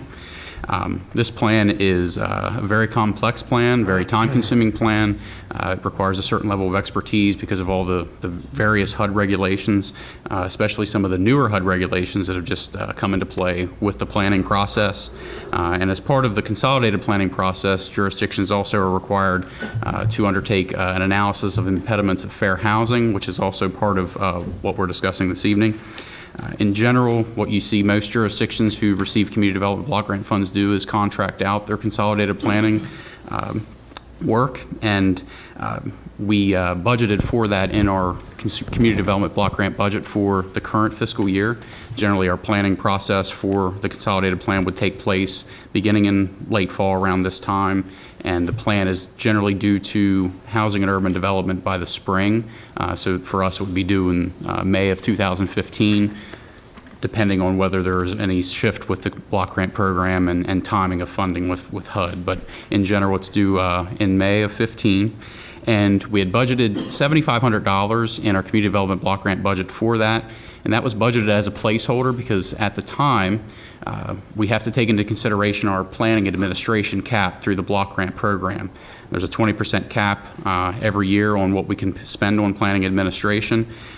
And as we've come to this point, we've now had updated program income projections that will allow us to use program income funding for the plan, and it also increases our cap. So with that said, I'm going to let Sarah maybe just give a few points and a brief overview of what is involved with the consolidated plan process and what the professional consultant would be delivering as they undertake this plan. As Jonathan mentioned, this HUD consolidated plan, it helps to guide all of the HUD money that comes into our community. So through CDBG and through other HUD-funded programs in the community. So what would essentially happen is from November through May, the consultants would work in partnership with us to undertake data collection and analysis, both with HUD's resources and local resources. They would ensure our compliance with all of the various federal regulations. We would partner together in analysis of data to come up with strategies for the 5-year plan and the analysis of impediments. And they would also help with some of our engagement efforts, which for this plan would include a couple of different surveys, meetings with applicable partners, public meetings, and other things to ensure our compliance with the regulatory process. And at the end of it, we would end up with a 5-year plan and a 1-year action plan that is in the new federal reporting system. This will be the first year that most jurisdictions in our area are required to submit that online, which completely rearranges the template that we've used in the past. And it would also leave us with a analysis of impediments to fair housing that help to guide our programming for the next 5 years. We had the bid opening, I believe, within the last few weeks, and we had 3 bids, and the low bidder, Urban Design Ventures out of Pennsylvania. We've checked into their history of this, very experienced firm with HUD regulations and consolidated planning, analysis of impediments to fair housing. Some jurisdictions in the state are actually using them right now. I believe Salisbury is in their process right now. Annapolis recently completed their consolidated planning with Urban Design Ventures. And I think just their list of experience speaks for itself. Just numerous jurisdictions throughout the Mid-Atlantic region where they have already completed this type of work. So with that said, we'll answer any questions that you may have. Questions? Refresh my memory, how much is the low bid? Low bid is $33,250. $33,000? Yes, and that would all be from our Community Development Block Grant Administration funds. And again, this is a federal requirement. Yes, 5 year. it has to be done every 5 And I years. suppose the feds have a checklist of things you have to address, et Yes. cetera. And these people know how to address those. I think your assignment ought to be, can we get something meaningful other than checking the box? Correct, I and think that's where, even though it's CDBG funds, can we get something other than a bureaucratic procedure? Yeah, I mean, as far as we can, as long as we can work within the consolidated plan requirements, I mean, one of the key things we want the Urban Design Ventures to do, if we would in fact approve them next week, is to look at our current plan, look at the new sustainable, look at the sustainable communities plan that we already have, the new plan that was recently created by Urban Partners for the city center, is the catalytic project plan. So we want them to look at our existing plans and also create what you're saying, that meaningful community development plan, not just hitting the numbers. Right, but I think one thing they have to understand is that we have a reverse problem from some of the communities over the mountains who have moderate cost housing issues, not enough of it. We have a surfeit of it, and we need to see how we can use block grant funds to not wipe out, but to continue the balance that helps everybody. And you know, I think that has to be understood and be part of the objectives. I don't mean to put you on the spot, but what is the definition of fair housing? That's a difficult one to answer right now, because I think the best answer that we could give you is I don't think HUD understands the definition Right, of fair because housing. asking to come up with an analysis of impediments to fair housing choice, I don't even know what that means. Yeah, Sarah can give a little more background, but right now there are various fair housing federal requirements, and they're in the process of updating that. And I think there's been an existing requirement where we have the analysis of impediments to fair housing, but it's very arbitrary. There's not a lot of guidance from HUD on actually what you're supposed to do with it. And I think they're in the process right now of updating that. And once again, that's part of the complexities of this process. The Urban Design Ventures folks are well aware of all that's going on with fair housing. So I know that doesn't really answer your question. Well, and here's the reason I say it. And I'm going to get on my 30-second soapbox here. And I've mentioned this to certain people in different conversations. But there is a resolution out there that this gentleman by the name of Richard Troxel would like me to present to the council here. He's trying to build support across the country. But the idea of poverty and the definition of poverty goes back to the 1960s, and it's based on the price of food. And in the 1960s, the price of food was generally about 30% of the monthly gross income. Today, food is about 15%, and housing is now about a third or 30% on average of monthly gross income. The idea that our minimum wage there's a federal minimum wage. The way I see it, the way this guy proposes, and I think there's a lot of merit to this, is that minimum wage should actually be based on the average cost of housing in a metropolitan statistical area. In other words, Maryland may not have one minimum wage for the whole entire state, but Hagerstown would have a minimum wage based on the metropolitan statistical area, which happens to include areas of Pennsylvania and West Virginia.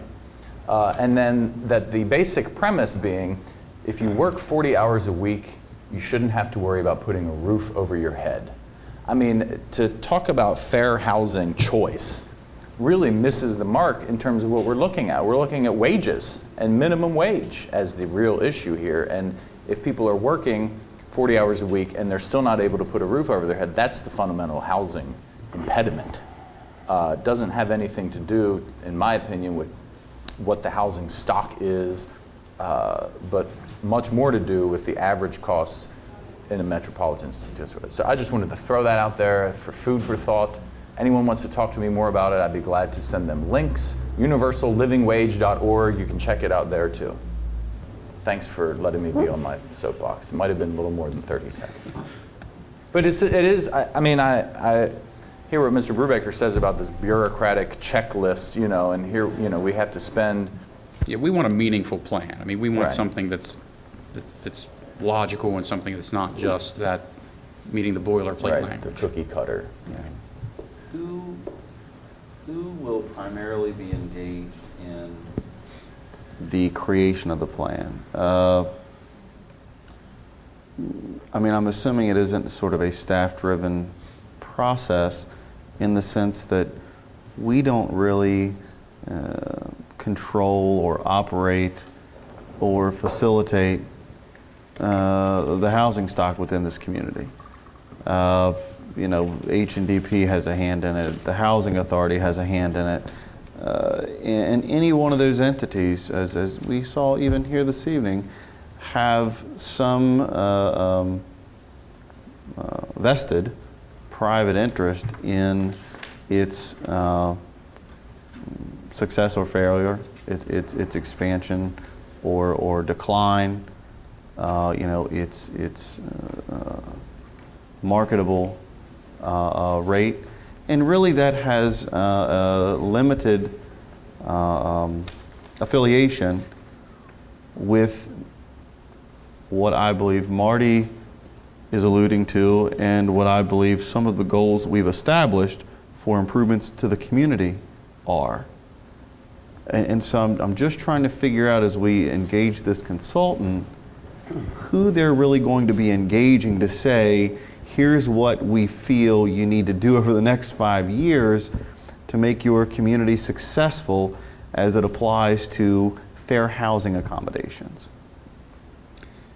I mean, I think they have given us a list of who they are engaging and reaching out to. I think primarily they work with city staff, but they have numerous meetings and points of contact with other stakeholders that they would set up throughout the community.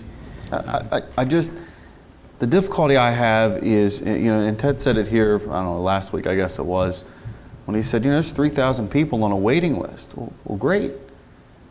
I'm not certain that this community can handle 3,000 more public housing dwellings. I'm just not certain it can. And I don't think that's a mean thing to say. I think it's a reasonable question to ask, what is our sustainability level? What is the balance to that? And so when Marty talks about, we want a real product, I think that I agree. We want some type of product that says there has to be a certain balance within any community, within any neighborhood, within any community, whereby if that balance isn't assessed and coordinated, it really doesn't matter at the end of the day, because that neighborhood's going to fail. And I think we can probably recall various comments from citizens across our community that are experiencing some of that. So for me, I think a plan has to include not primarily the perspective of those entities that have certainly that view of the proliferation of what they would define as fair housing, but what we would define as fair housing as it applies to the sustainable success of our community. So any objections to hiring a consultant in this case? Okay. It's on for next week. Okay. Thank you. Thank you. Thank you.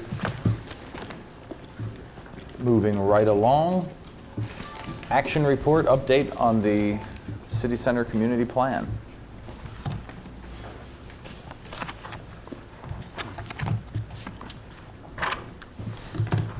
Pass these around. The same information that is in the memo is also in a PowerPoint presentation that we're passing around. So Kathy and I are here this evening to give you an update on the progress on the implementation of the Community City Center Plan. And to give a quick refresher, in the summer, we had the release of the plan by Urban Partners as our consultant. And we also delivered an action report in August identifying some early implementation actions that the city had already gotten underway with. And I think our responsibility throughout the implementation of this plan is to deliver the action items and recommendations that the consultant has presented to us, but also to report what we have done and celebrate our success.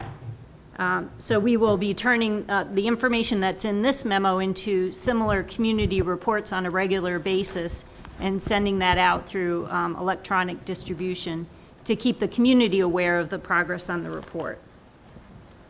We also want to recognize the work of staff and colleagues throughout various city departments that have contributed to this, as well as the work of our partners in the actions that have been completed to date. And we also have been giving presentations to community organizations, both service clubs and professional organizations, about the recommendations in the report as well as the progress that we're making. So any organization that is interested in having us come speak to them, a team of staff members are available to go out and continue to talk. Just a quick refresher is the recommendations are for 8 catalytic projects that involve 5 of new development initiatives and 3 which are expansion of projects currently underway. And we also have a visual map representation of those 8 catalytic projects and their proximity to the core, as the goal of the projects are to strengthen and redevelop City Center. So jumping right in on Catalyst Project number 1, the goal of this is office development and recruitment, positioning downtown for new office development using portions of the central parking lot, which would construct 154,000 square feet of new office space across 3 buildings. And our accomplishments to date include developing the conceptual renderings that was seen in the previous slide, as well as additional images. We have received conceptual support from M&T Bank. The City Council has authorized us to prepare a request for qualifications to identify potential developers. And we have engaged Urban Partners as a consultant to help come up with a draft RFQ, which the staff is reviewing and which we'll be bringing back to the mayor and council in November. The next project, the Maryland Theater. The goal here is to expand and improve the facility and grow the number of performance days from the current level of 150 to 220 performances per year, increasing the audience by 60,000 annually. And the Maryland Theater staff supplied information that contributed to this report today, so I want to acknowledge their work and contribution as a partner. The City Council has approved the $100,000 in matching funds toward the new seating campaign. There's also fundraising underway for the seating campaign with an achievement of $390,000 toward their $500,000 goal. So at or above 78% of that goal reached, and extending the fundraising campaign through the end of the year. I bought my seat. Excellent. One of the cheap ones, but I bought one. I bought Me mine too. first. July. Well, I can't remember when I was. July. The Maryland Theater has also reported that the replacement of the HVAC system is about 60% complete and will be finished in November. There's a letter of intent that the Maryland Theater has sent to a seating company as well as a contract approved for the floor refinishing and the recarpeting. There's a list of back-of-house facility improvements that are either completed or underway, which include the basement dressing rooms, stage lighting, artist entry, stage dressing rooms, stage curtains, and fire curtain. And the theater is also applying for State of Maryland Arts Council funding for future programming and operational needs. On Catalyst Project number 3, the USMH expansion support, the goal here is to support the growth of the university from 500 to 750 students through the addition of new program offerings and to capture the student housing opportunities. Again, with this not being USMH dormitories, but rather to have that demand be met by the private sector through public-private partnerships, and to look at opportunities for 3 upper floor renovation projects. Also, clarification that those projects are planned to be implemented separately and in sequence to each other throughout the 10-year window of the plan that the consultant has recommended. We've received concept support from USMH. We've also submitted an application for community legacy funding, and we're awaiting determination in the next several weeks for the award of that grant application. And the council has also authorized us to begin to identify a process by which we would identify a private sector partner for the renovation project. We're underway with a review of sites that might meet some model criteria, and having that completed by the end of this month, and presenting a solicitation for private sector involvement to you in November. And also the council took the action of reserving $250,000 from the city's First Third Grant Program to support this activity. Catalyst project number 4 is not in this edition of the action report. The consultant identified this as a longer time frame project for the development of a hotel, conference center, and commemorative park. We will have tasks and future action items to report in our future updates on that particular project. And I want to turn this over to Kathy to talk about our next Catalyst project. Good evening, afternoon. Catalyst project number 5 is the linking City Park and the Washington County Museum of Fine Arts in the A&E district with a trail and with new housing. The goals, in addition to the multi-use trail, is also to add 31 new townhomes along the trail and rehab buildings mainly along Antietam Street to create 85 loft apartments over a 10-year period of this plan. Actions completed so far on this project, and there's been a lot of activity on this project, particularly with the trail. We developed a project timeline with planned completion by next August. We received concept support from the property owners. The trail will be on streets and sidewalks a lot of the way, but it will cross over 3 private properties, and we've received conceptual support from those owners. City Council authorized staff to seek proposals for the design of the trail amenities, and City Council approved the funding plan. City Council authorized staff to negotiate the acquisition transfer of needed properties, again with these 3 private property owners.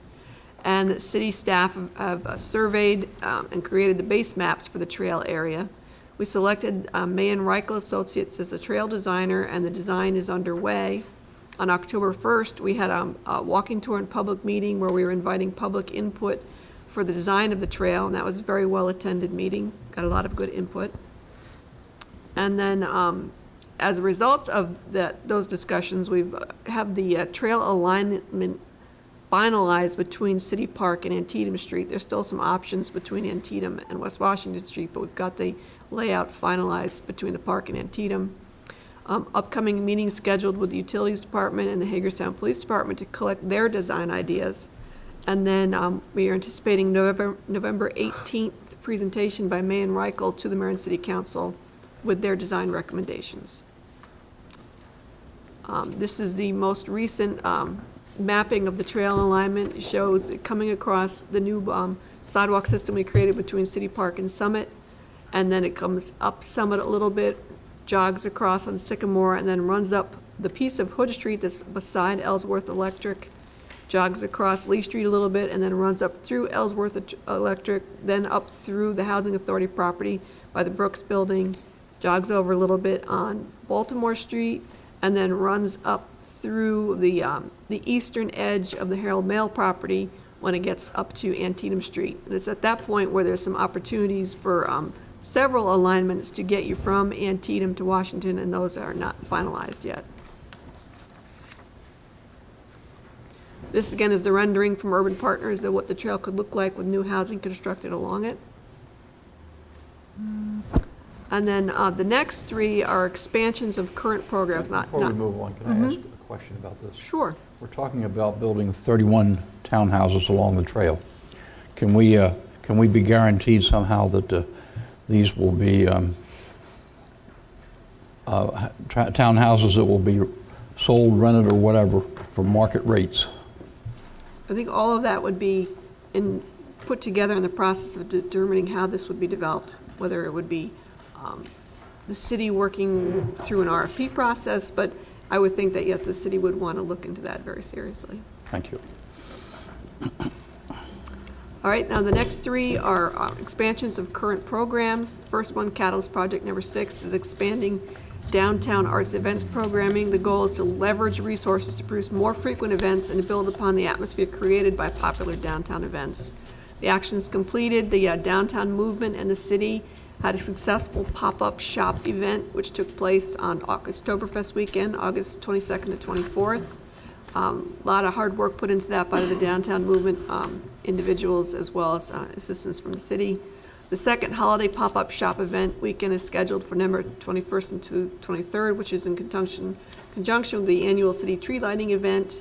We launched the fall edition of the Sounds of the Square program, providing entertainment in Public Square every Friday night for 8 weeks. It'll return for the spring-summer edition, and this was brought to us by the A&E Management Board, Washington County Arts Council, and the city.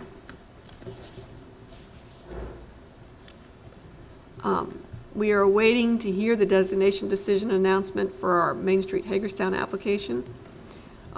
We scheduled the 2015 Fall Fest at City Park for September 19th, 2015 to coincide with the opening of the trail, have a little more excitement with the trail. And then the Maryland Theater, the city, and many partners revamped the Wind Down Downtown Hagerstown event to coincide with larger events with added features, including a kids area, themed street activities, souvenir beverage cup, and wristband system that allows the event goers to stroll throughout the entire event area rather than just in the courtyard as it was in the past.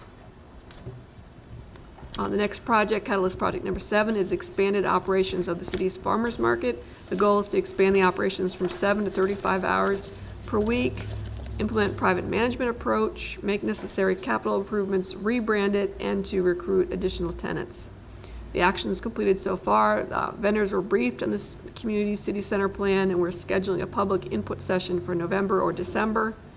We made initial adjustments being made to the space and vendor locations to allow for inclusion of new vendors, and we're working on drafting a request for proposals for private management approach, which will be brought to the Mayor and Council for review in December or January. And finally, Catalyst Project number 8, the expanded and targeted homeownership support project. There's been a lot of activity by the Mayor and Council on this activity. The goal is to encourage market rate homeownership through incentives and support the Neighborhoods First programs, establish annual rental licensing inspections, and continue excessive nuisance enforcement programs. The actions completed quite recently, the City Council adopted amendments to require annual exterior inspections of rental properties to provide additional support to our neighborhoods. City Council adopted amendments to the Vacant Structures Program, again to provide additional support to protect our neighborhoods. City Council authorized the addition of 5 full-time code administration staff. That would be 3 inspectors for the Neighborhood Services Programs, which is rental licensing, property maintenance, and then 1 coordinator inspector for the Vacant Structures Program, and 1 administrative support person to help with administration of the programs. All of this to help improve the quality of life in our neighborhoods.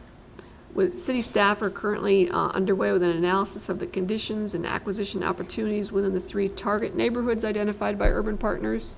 This map shows you the 3 areas. 1 is in the South Prospect Summit area. 1 is includes the 200 block of South Potomac Street, as well as East Antietam, the 100 block of South Mulberry and King Street, and then the other area is northeast of the downtown, south of Broadway. And so these are the areas where this project is intending to try to foster additional homeownership and to shore up the support needed for homeownership to thrive in these neighborhoods. And so that is our update. If you have any questions, we'd be happy to field them. Any questions? Thank you for that update. Just Yes, a sir. comment. With regard to the trail, incidentally, this was a very good presentation. Thank you. But with regard to the trail, and I know that these discussions are yet to be held, but I want to make this comment. I had conversation with an individual yesterday who was interested in the trail, provided it's safe to use it. And I know you mentioned early in your presentation that you're going to be meeting with the police to have a discussion about this, but I don't think I or anybody else can emphasize how important it is to make sure that this trail is going to be safe. Right. I think we all agree with that. Okay. Yes, sir. Quickly Mr. about the Maryland Theater. Where are we? The report focused on phases 1 and 2, the seats, the HVAC, what's going on right now, the plaster and so forth. What about the next phases of that capital plan they talked about?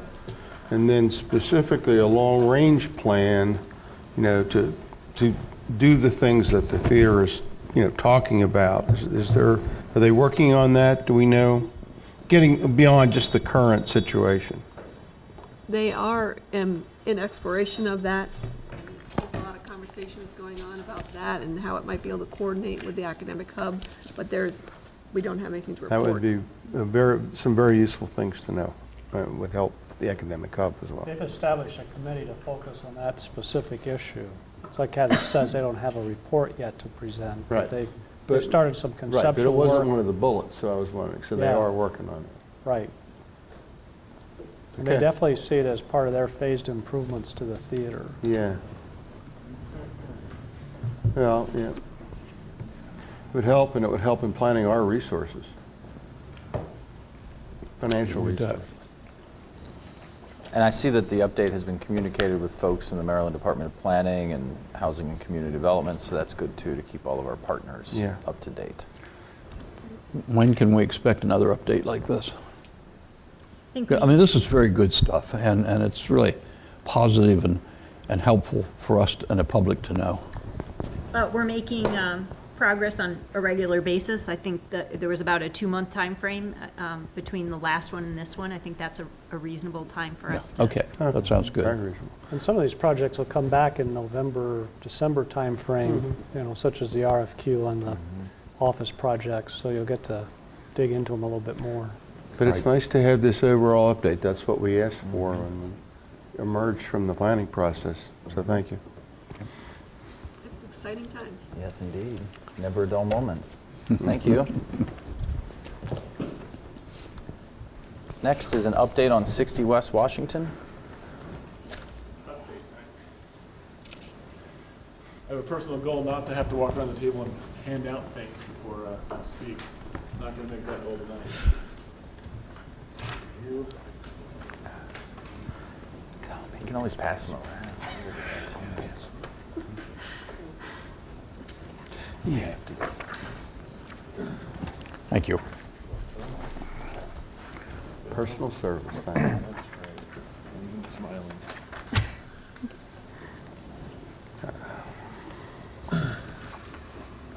Well, good evening. So Sarah and I are here tonight to give you an update on the Business Resource Center at 60 West Washington Street, and also to seek some approval for a contract to complete the construction of the facility. And the memo outlines a lot of the things that we've been doing. I just kind of wanted to paint a picture of what it's going to look like when it's up and operating. So I think it's important to realize that this Business Resource Center is going to be membership driven. So keep that in mind as I discuss some of this. You can see the space itself with the floor plan that I handed out, and this has been a work in progress, but it's going to be a very versatile space with just a few offices along one wall, a big common conference room for the members to use and the partners to use, and then a big open space that's going to be very adaptable, very versatile according to what the use is. If it's a seminar, if it's a just kind of a hangout, a coffee chat with businesses downtown, and some listening to an expert talk about, for instance, the liabilities of running your own business, just some of the resources that we'll be offering at the center.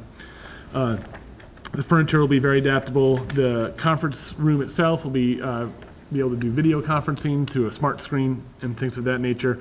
We're going to have a copy fax scanner available to all the members to use in volumes according to their membership. We'll have a card swipe.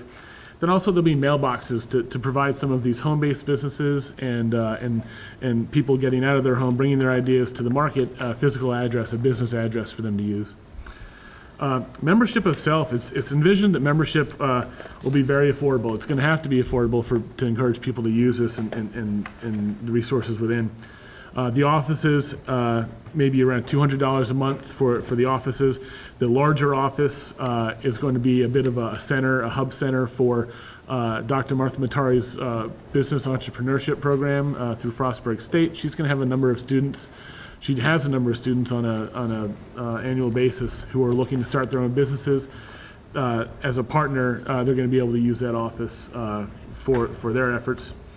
But then, if somebody just wants to be a member and come in on once in a while to tap into the internet and make a couple copies for a presentation or host something in the conference room, then that membership would probably be only about $10 or $15 a month.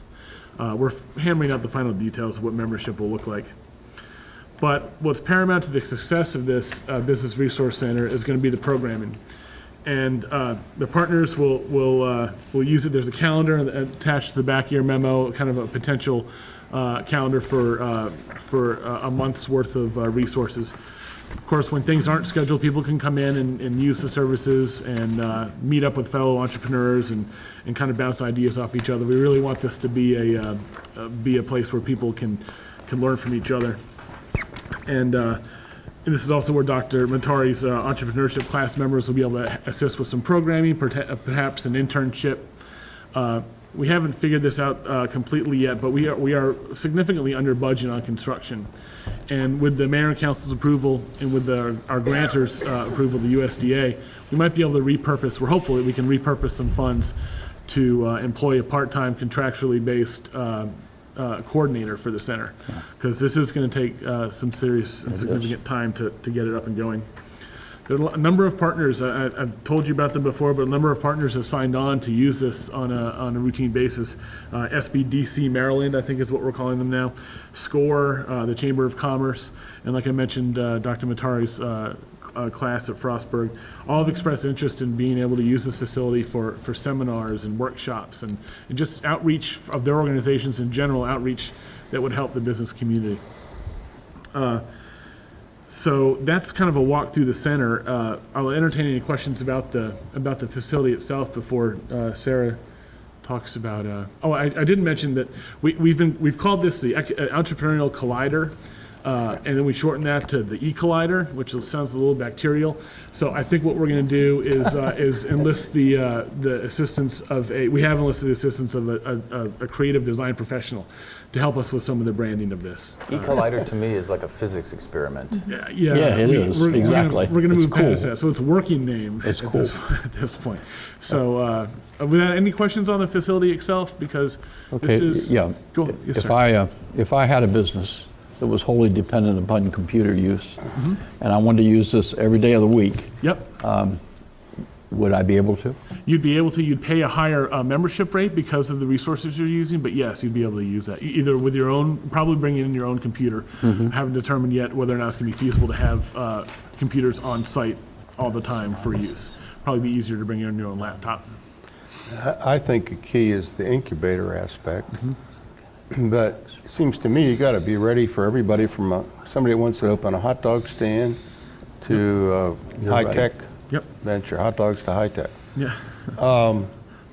And wow, this does beg because so often these things are so vague. People get a general, we have this, we have that, and they can't sort it out. And that's the difficulty. Again, I've seen these good intentioned, well-intentioned things. They aren't really geared to offer specific pragmatic advice oriented towards Hagerstown to folks that want to come in. And that's the trick. Right. And you know, you talk about a part-time person, there are retired people, they have to be the right people that might be able to help out as much if they have experience, you know. Although there are, you know, you need somebody enthusiastic and, you know, high-tech knowledgeable, as we say. So, running it up. Nope, good advice.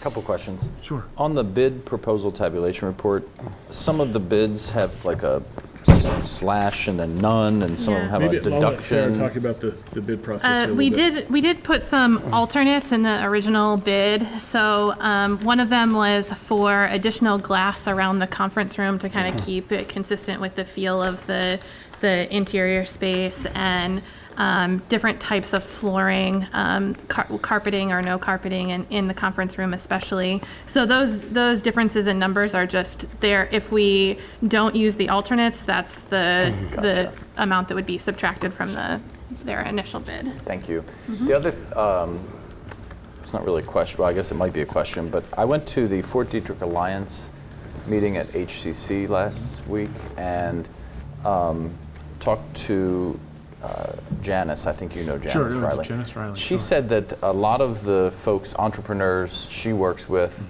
want to be in downtown. They express a desire to be in the downtown. Of course, they run into capital improvement issues with the space that they're looking at. Is there any collaboration that you foresee in terms of what goes on out there with their technical innovation center and trying to perhaps build that bridge to help those businesses locate in the downtown? I think so. The TIC has established something called the Hive, and that is that's their version of a resource center for people dealing with the college, and they're targeting just high tech companies. Of course, we'd like to be able to assist high tech companies, but we'd also, being realistic about the kinds of businesses in downtown Hagerstown, we'd like to be able to handle high tech, but we'd also like to be able to be a significant resource to retail and some other aspects that the Hive wouldn't necessarily cover. So yes, there will be ways to collaborate. I've spoken to Janice about sharing programs and her bringing her programs to downtown and vice versa.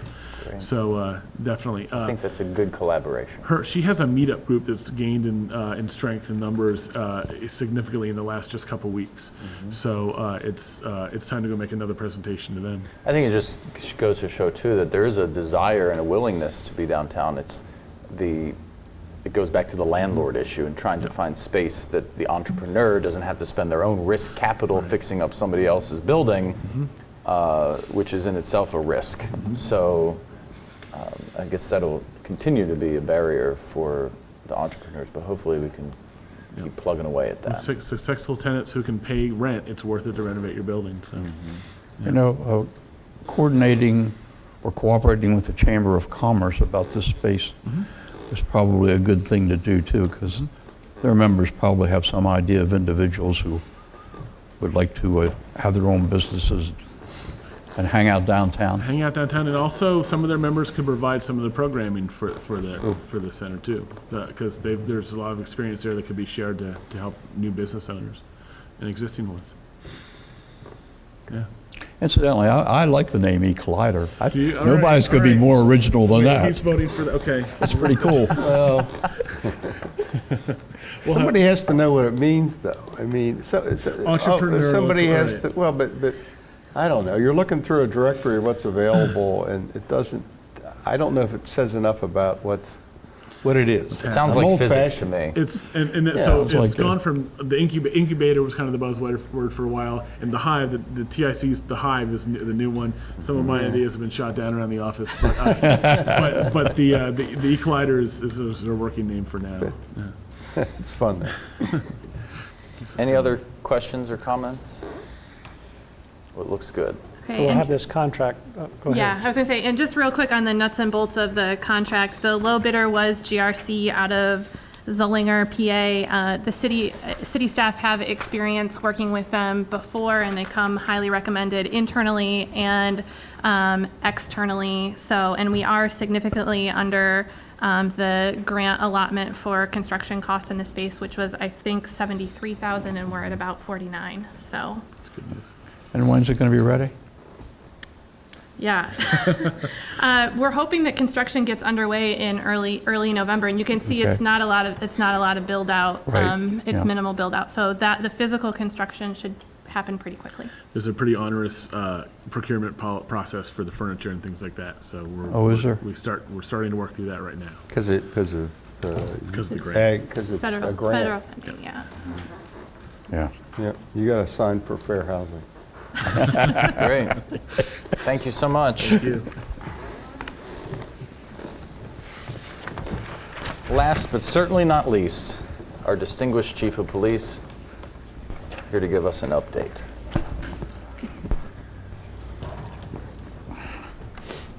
Welcome. Good evening, Mr. Mayor. Thank you.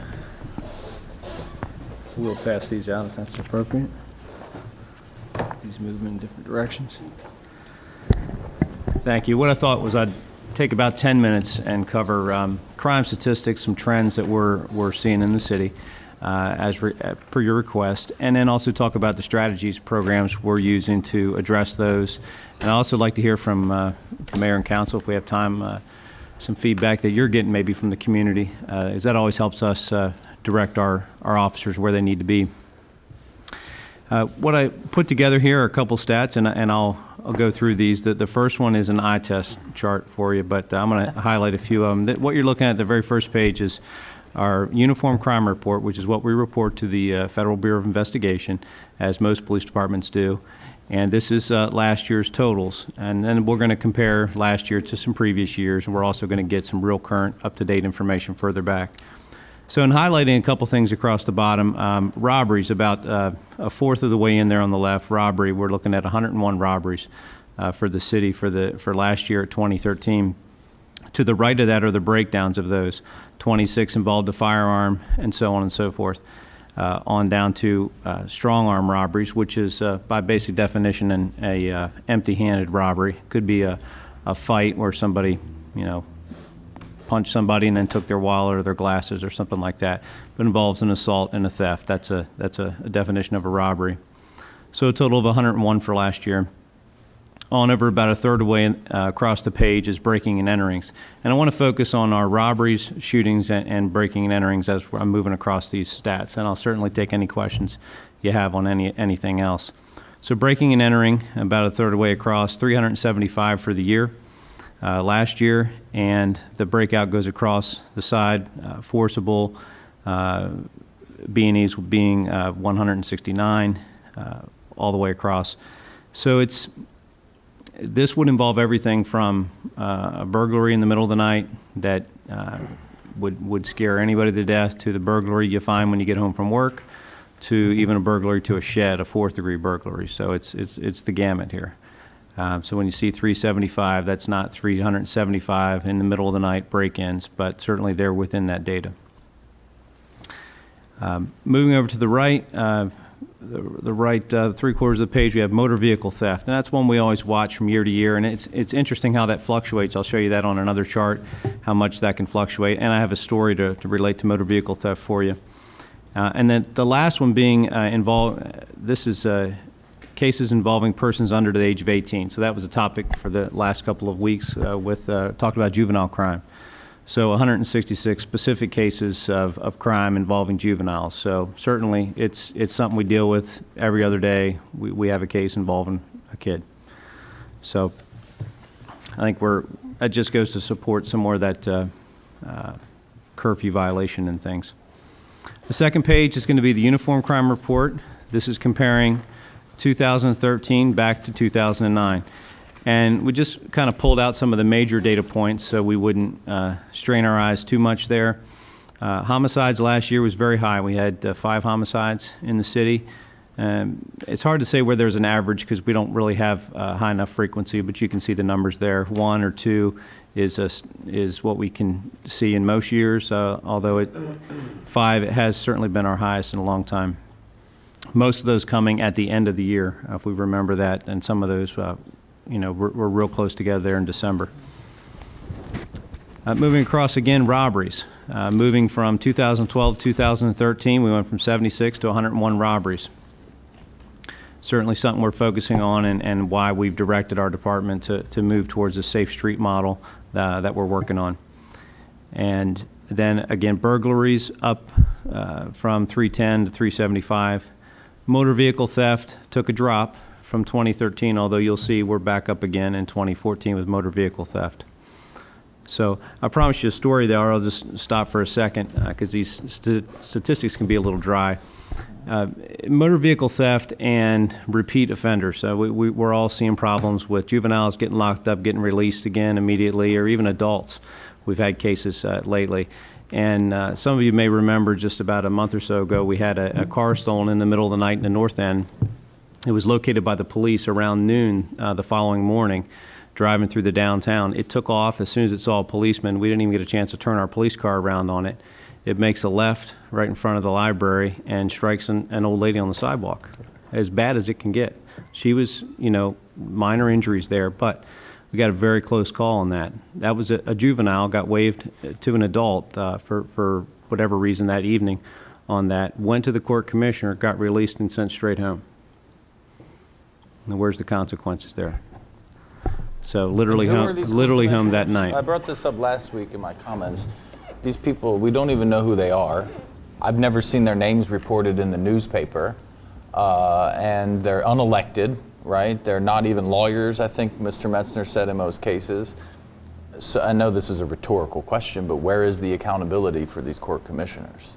Well, as we talked about a couple of weeks ago, we did have a meeting with the chief judge of the district court that oversees the court and the court commissioners concerning this very issue. And it was nice of him to take that meeting with us, and we're hoping to introduce some legislation at the state level to talk about what really is a danger to the community. And it really gets into their rule book on who they release, and you know, who are the court commissioners? They're local people following a manual that they're given.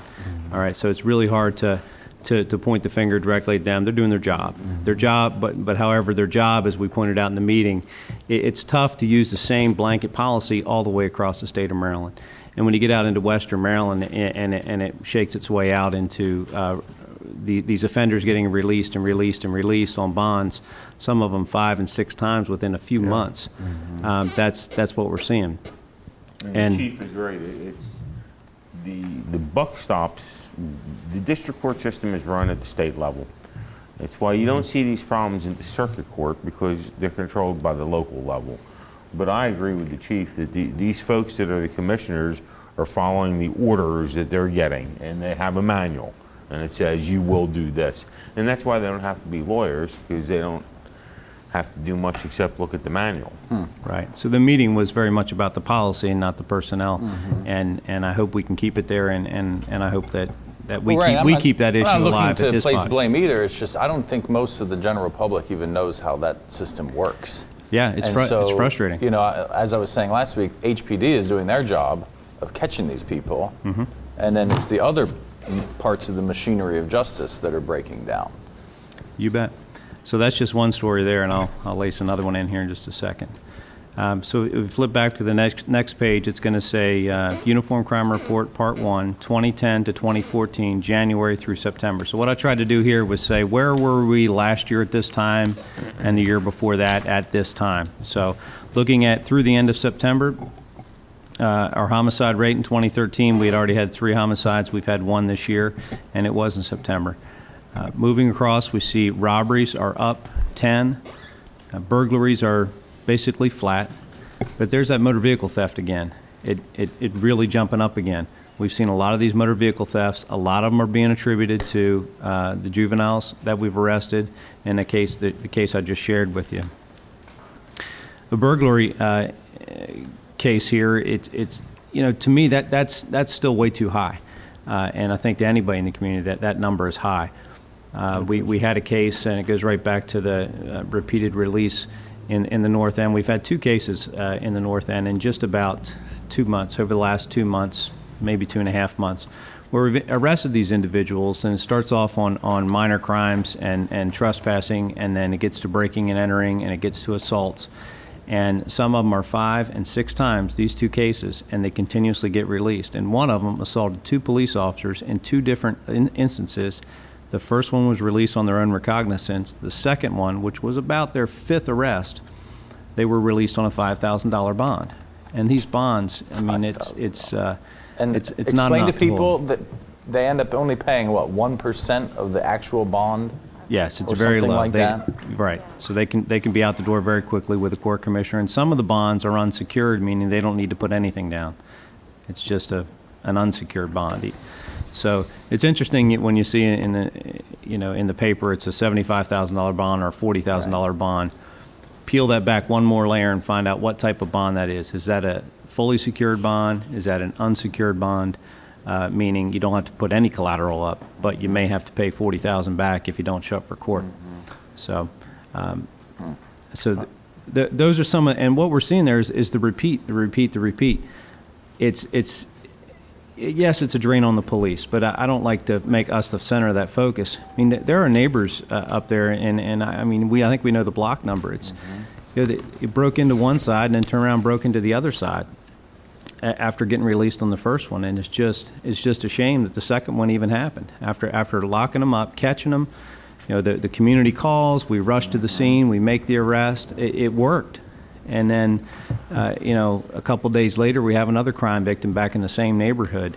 And that's why, and I called those cases to the attention of the chief judge, and I appreciated his time in meeting with us, and I boil it right down, broaden the definition of what's a danger to the community, again in the rule book, and I believe a burglary is a danger to the community, because somebody's going to break into a home, could break into another home or do worse.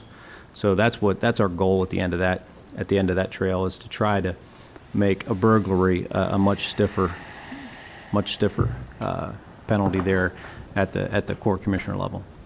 And I understand that in one of those instances, through a lot of extraordinary work that you and your department did, you were able to see that one of those people that you talked about, I think, was put in jail to be there for a while, I believe. And I want to say thank you for that. You're right. Thank you for bringing that up. We did enlist the help of the state's attorney's office in that, and I got one of the previous arrests.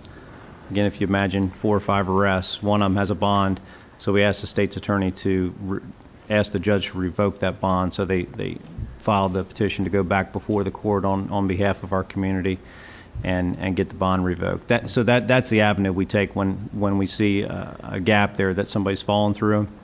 We go to the state's attorney and ask for relief, and they did jump in and help us out on that. Everybody in the neighborhood was grateful, thank you. And around the neighborhood as well. So I'll just stop there for a second. Are there any questions about the year-to-date up to September, what we're seeing there, January through September? Did you cover the firearms? That'll be the next one. Thank you. Okay. What do you attribute the increase in rape to? Are more people reporting it? Is that? Yeah, that's one that really fluctuates wildly, and it's a full discussion itself, and it some has to do with reporting. I think a lot of it has to do with reporting. It really does. It's a very underreported crime, right. And it sort of goes in cycles. We see this with Safe Place that handles all of our abused children. When you get one in the newspaper, when you get a story in the newspaper, it kind of empowers crime victims to report more. And so they see that trend as well over there when they do an event, or when they get the word out a little bit more, they get a little more reporting coming in. So we really kind of think that's a reporting issue, yes. The second page there is firearms incidents year to date. So this has been our latest topic, shootings that we've seen, shot fire calls. Again, we did have a homicide in September, and we had a shooting right at the end of September and right at the beginning of October, real close together. And certainly, any case with firearms is important to us. And it's not just a neighborhood that it happens in; it's our entire community this affects. We've given that direction to our officers. They fully understand it. They're working out there to do this. The model that we're using is the Safe Streets model, and that's a governor's initiative.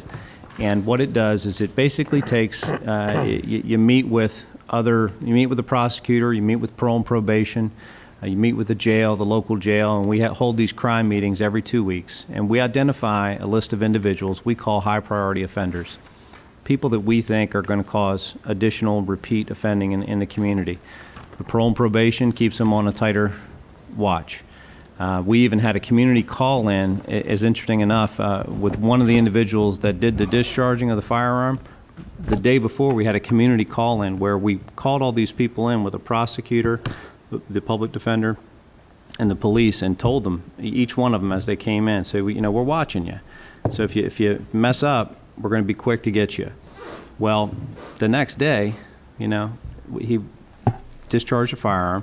That morning we picked him up. This is the one we've heard about that had the GPS bracelet on his ankle. Oh, yeah. So he was already on super probation to begin with, but he was just in our community call-in. So now it's in the hands of the court and the prosecutor's office to follow through with that promise to give you the full sentence that we can give you. And I think that's what we need to keep that conversation going. If you commit any of these violent crimes in our community, we really need to follow through on that prosecution end, which our state attorney's office does a good job with the sentencing, and there's a whole circle of people involved here, with the court to corrections to the parole board to the probation, back to the police. I mean, it's so. Any questions with the discharging of firearms? I guess I should point out some of the statistics there. About halfway over, discharging of firearms, we had 13 discharges overall in the city this year, 11 last year. So not a real spike there, but nothing we're proud of. We need to keep working to bring that down. So, any questions on that? The last couple of pages, I'll just let you glance at. They're comparison cities, and the latest stats we have from the FBI are 2012. I don't have 13 out yet, and as soon as I get them, I will get them to you. But these are updated from the last time we had them on our website, so these are the most recent we can get at this point. And what we do is we compare ourselves to 6 other cities in the state of Maryland. Just to go over the methodology of this, we're looking at a city who has a police department that's surrounded by a county police department. We're not looking at Baltimore. We're tossing that one out, but we're looking at Annapolis, Frederick, Hagerstown, Cambridge, Salisbury, and Cumberland, and comparing the overall crime rate, the violent crime rate, and the property crime rate. And you can see how we're faring there. The violent crime rate, when we showed you 2011 stats, we were behind Frederick and violent crime, and we've moved ahead of them as of 2012. So we'll see all where their criminals are coming here and committing crimes. No, we're ahead. We're doing better. No, but I'm saying We're doing better. Yeah, we're doing better. We're As doing of better. 2012 stats, we're doing better. And than that's that. what people need to understand. Well, I'm saying that I'm just making the point that the folks who came and committed the murder, the folks coming and discharging weapons, a lot of them we find out are from Frederick. Yeah. Yeah. But the Crime knows no boundaries. The fact remains that there's fewer violent crimes in Hagerstown than Frederick per capita. And that's never reported anywhere. This is a raw figure or a per capita figure? Per capita. That's broke down per capita. That's straight off the FBI's stats. Yeah, that's what we're And looking it's at. from, it's not, we don't make them up, it's from Department of Justice FBI figures. We don't. And you reported these before, 3 years ago when you did your reports. Right. You were at the Chamber of Commerce, you were all over the place, you reported it here. There wasn't one report that Hagerstown is one of the very lowest crime cities in the state. And we've consistently been there. And it's never reported. Every person I talk to in the outskirts says, Hagerstown is the worst city around. It's terrible, I'll never go in there. We have a better crime rate than Frederick, almost as low as Annapolis. Do people go to Frederick and Annapolis as destinations? All the time. There's facts and there's figments. And what we get are the figments. Anecdotal, one by one by one. Oh, they might be accurate cases, but what's the compilation? And it's not reported.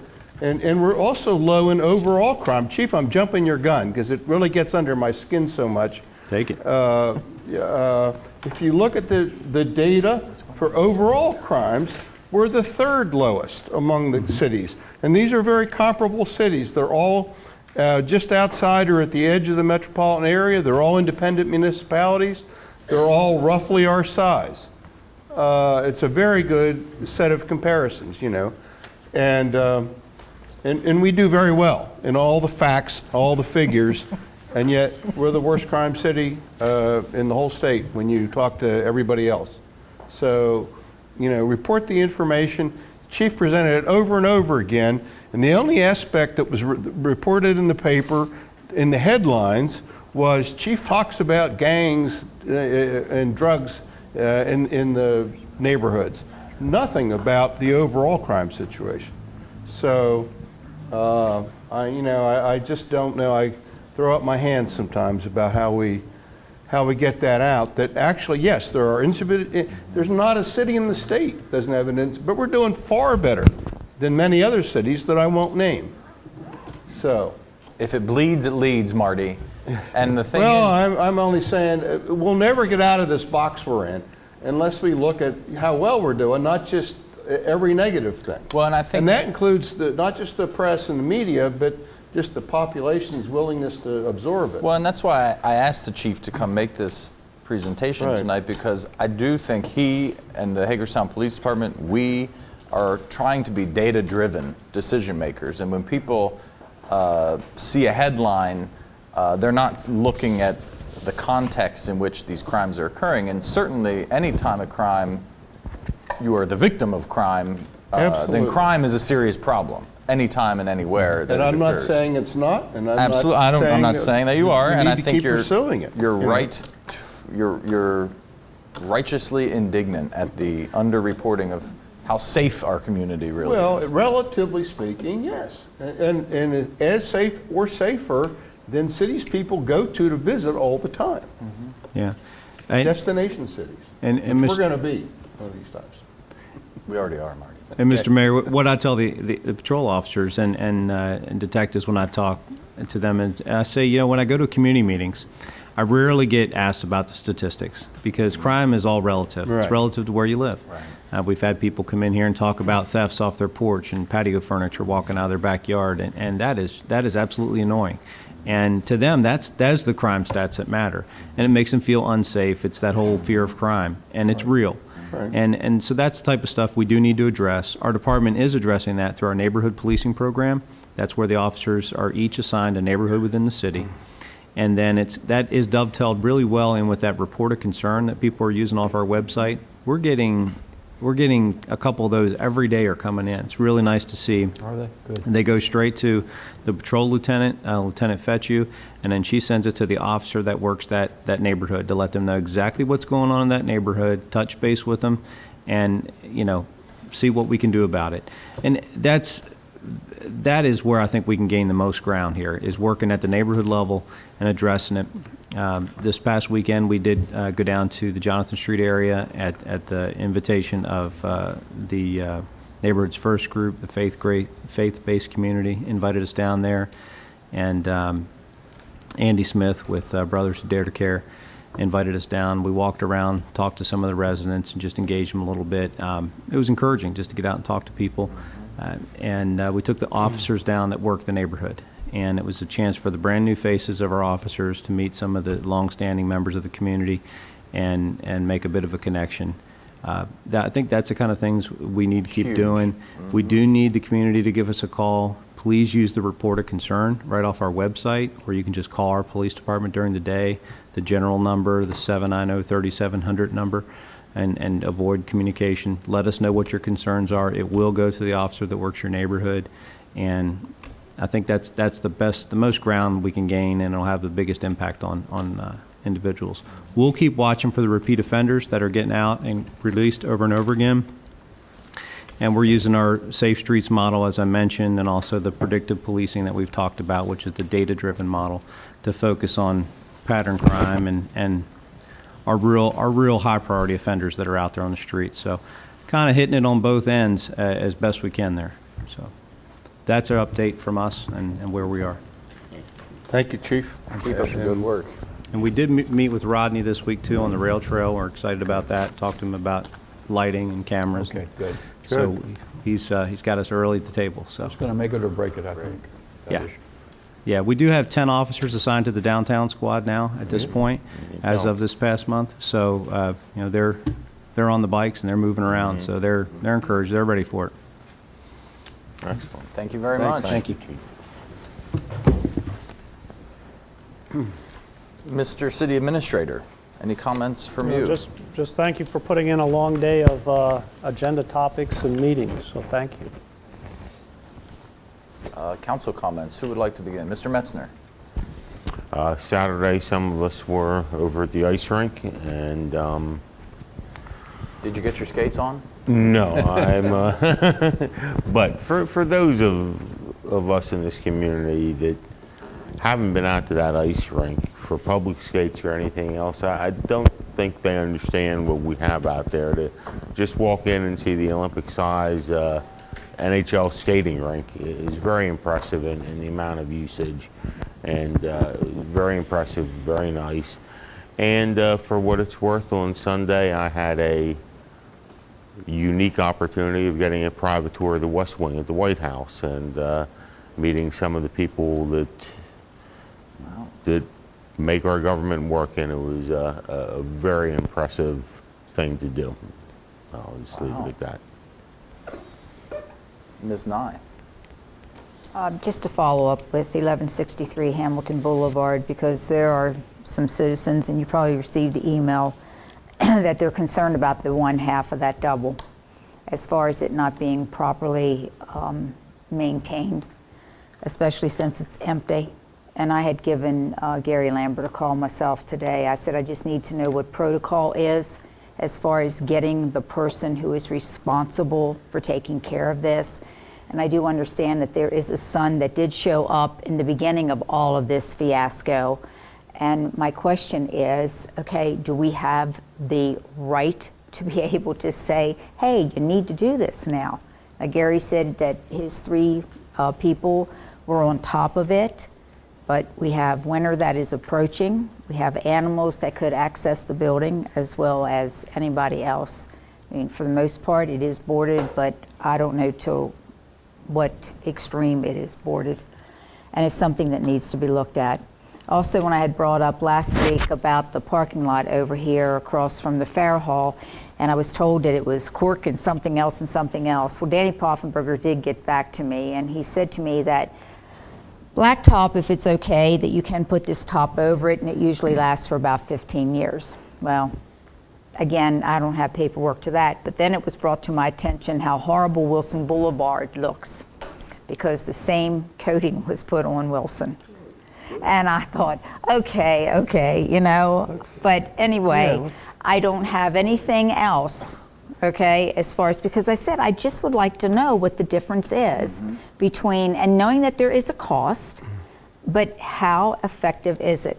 Danny is saying 15 years, but I really would love to see paperwork on this to show that. We did provide an email to the mayor and council, I think, that explained what we did at the parking lot. Rodney is saying 15 years. I don't know, I got the phone call from Danny.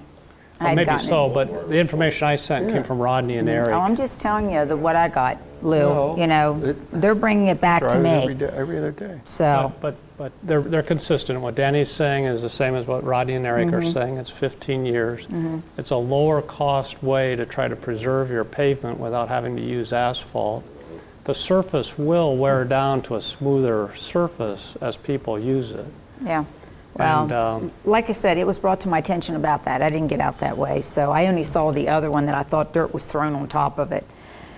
Also, at VOTEC, and I was asked this probably when school started, and I don't know if it has taken place yet or not, but one of the teachers wanted to know, because of VOTEC being in the city, as to whether or not they can raise chickens there, because this would be this whole part of whatever in agriculture, I guess. And as of last week, I don't think that they've ever received a nod to do whatever, because Kathy had told me they need to call Kathy, and Kathy's not here now, so. I'll check with staff. Okay, yeah, because that's what they wanted to do, and you know, this is all part of what now we're looking at as far as food for those who want to raise. When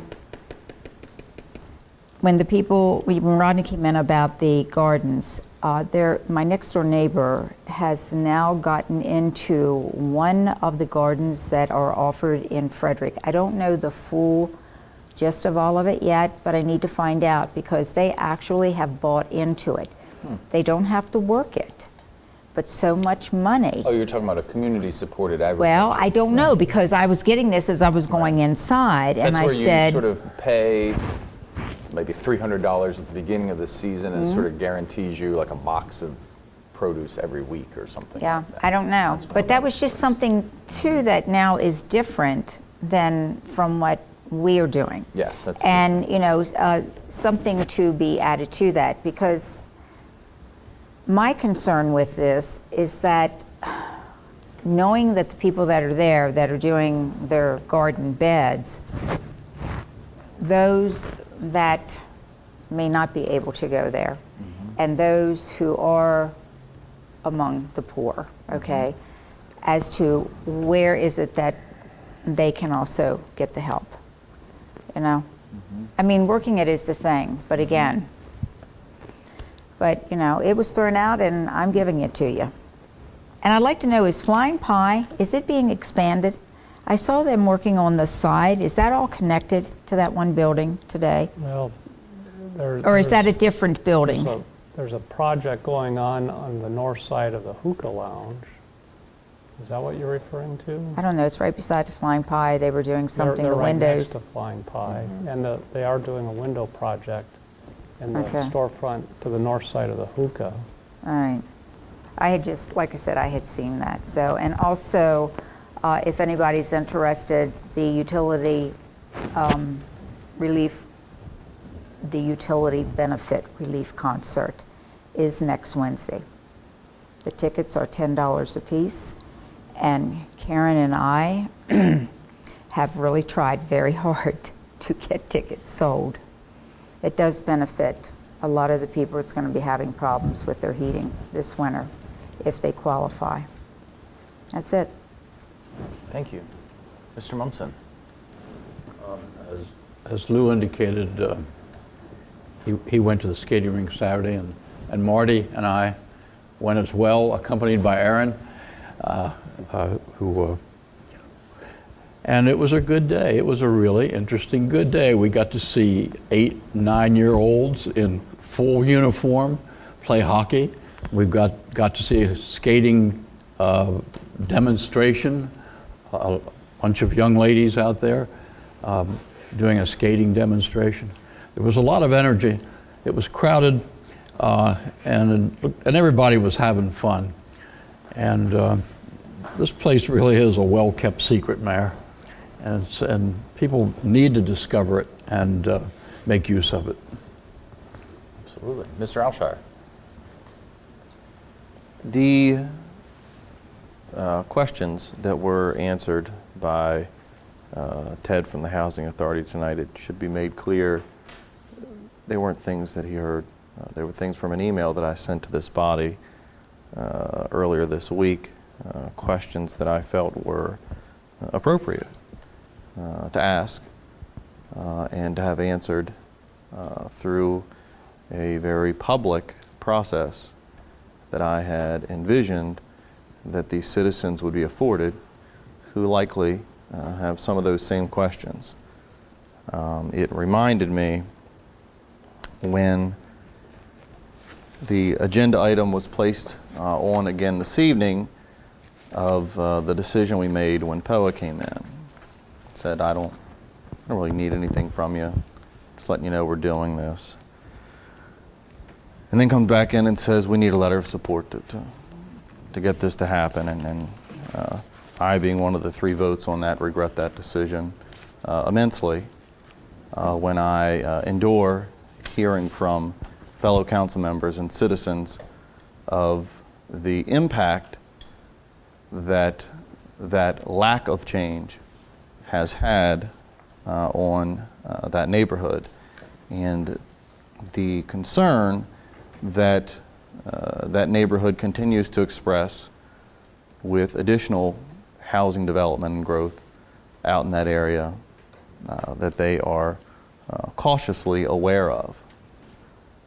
I understand, that email was sent not to Mr. Schenkel but to this body, and I fully understand that when I send emails, and I've said this before, they're public documents.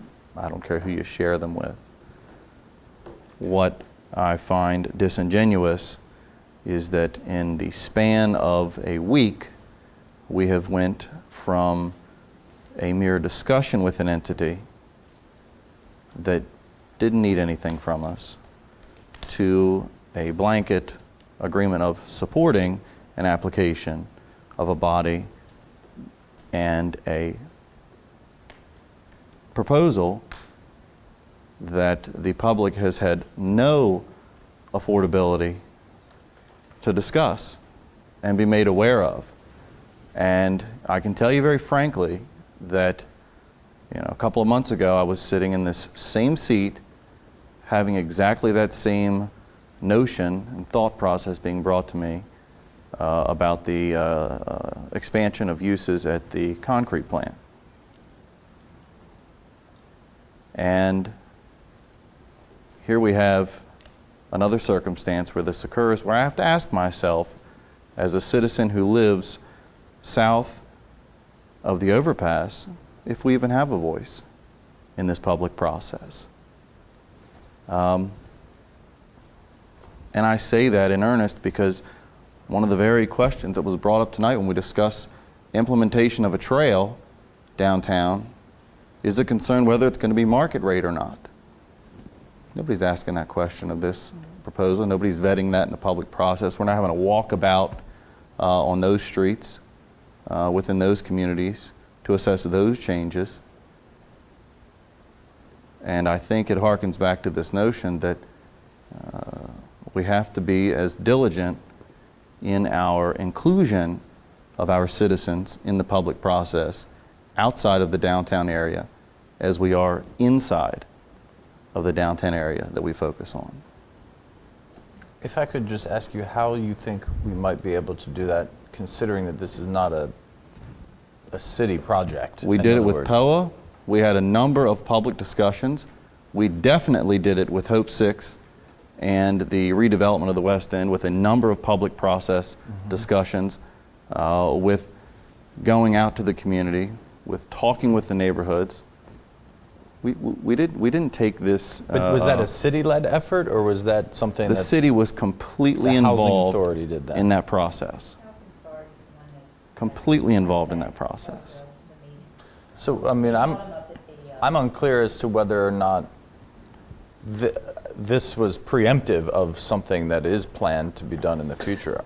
I am not aware of anything along those lines, but it certainly would be information that we can follow up on. If somebody has a hearing, it needs to be based on what are the alternatives. People come in, we don't want any public housing, get rid of the public housing. Well, the Housing Authority owns that site. The question is, do we make do with what's there, or do we go with the proposal that the only additional units, the units look much better than what's there, and I just asked if we're going to get those units. They said yes. And the additional units are market rate, and we questioned them on that last week. And damn, if they don't hold themselves to it, we will find a way, we should find a way to retaliate. But we have asked those questions, and we have asked those questions. Now, do they put up their hands and take an oath? And I think we can write a letter that backs the financing without saying we agree to every twiddle of their plan. We're not agreeing to the plan just yet, but we agree their application for housing. And I think we can craft the letter that says that, right? Is that where we're going? Yeah. We're not offering blanket approval of this That's thing. not my understanding. I think you're making a clear assumption that the hundreds of homes within that neighborhood are as equally aware and equally afforded the opportunity that we have clearly provided for in, as Lou pointed out, a comparable project like the Hope 6. All I'm saying is if we do decide to do that, or the Housing Authority, the facts need to be perfectly clear that what are the alternatives. Anything else, Mr. Alshire? Mr. Brubaker? Yes. The hockey rink was great, and what's more important is they continue to make improvements. They have a plan for making improvements. They have a plan for managing. So it's not just look at us today. It's here's where we're going down the road, because we ask a lot of questions. We took a tour around. It was great just to see places painted that were dingy when the last time I went years ago. You know, it was neat to see. The impression of bright and fresh, it was a lot different than the last time I saw it. Second thing real quick, the State Highway Administration was in town for their annual public meeting, and we did urge them on projects paving the city streets, Franklin and Washington, and we were pushing them to get it out from Cannon to Cleveland at least, but we got a hint that they might be able to go the whole way out to Edgewood, so on rebuilding. I wish it included sidewalks. I hope we can work with the county to get that done. A lot of that's the county though. And Kathy's not, well, never mind. And Isn't there is a task force, I understand. I think there's a group, yeah. Of people Yeah. collaborating on how to Right. improve, especially pedestrian Right. safety. in But that this is corridor. repaving, so Right. it wouldn't affect the sidewalks, and it's rebuilding. When they come through town, I'm glad people put up with it and understand what's going on, because they milled the whole way down and did more than just put a surface on it. They did a lot of rebuilding when they went through, and that's what they tell me they're going to do with the rest of it. So They did a very nice job. yeah, and we've been pushing them, and I think it's really going out. They trumped us with and not just to Cleveland. So now we're going to hold them to it, right? And then finally, we did urge that they're creating a dangerous and bad traffic management situation by widening the bridge over the Potomac, which is largely federal money, but tapering it off before it gets to I-70. It's going to create a backup, and I presented any number of things that they should find some of the money that's being spent downstate to fix that situation. So, I was the bad cop. You always do a good job advocating for us, Marty, bad cop. in all those Brutal committees. time. And the only comment or thing that I want to talk about is the Mummers Parade is this Saturday, so don't forget to tune in or show up. Should be a good time. Hopefully it won't snow. I don't think that's in the forecast. And thank you for going to the ice rink. I was not able to make it. I was at my Salisbury reunion, which was nice to catch up with folks. It's been 15 years. So with that, we'll be adjourned. Thank you.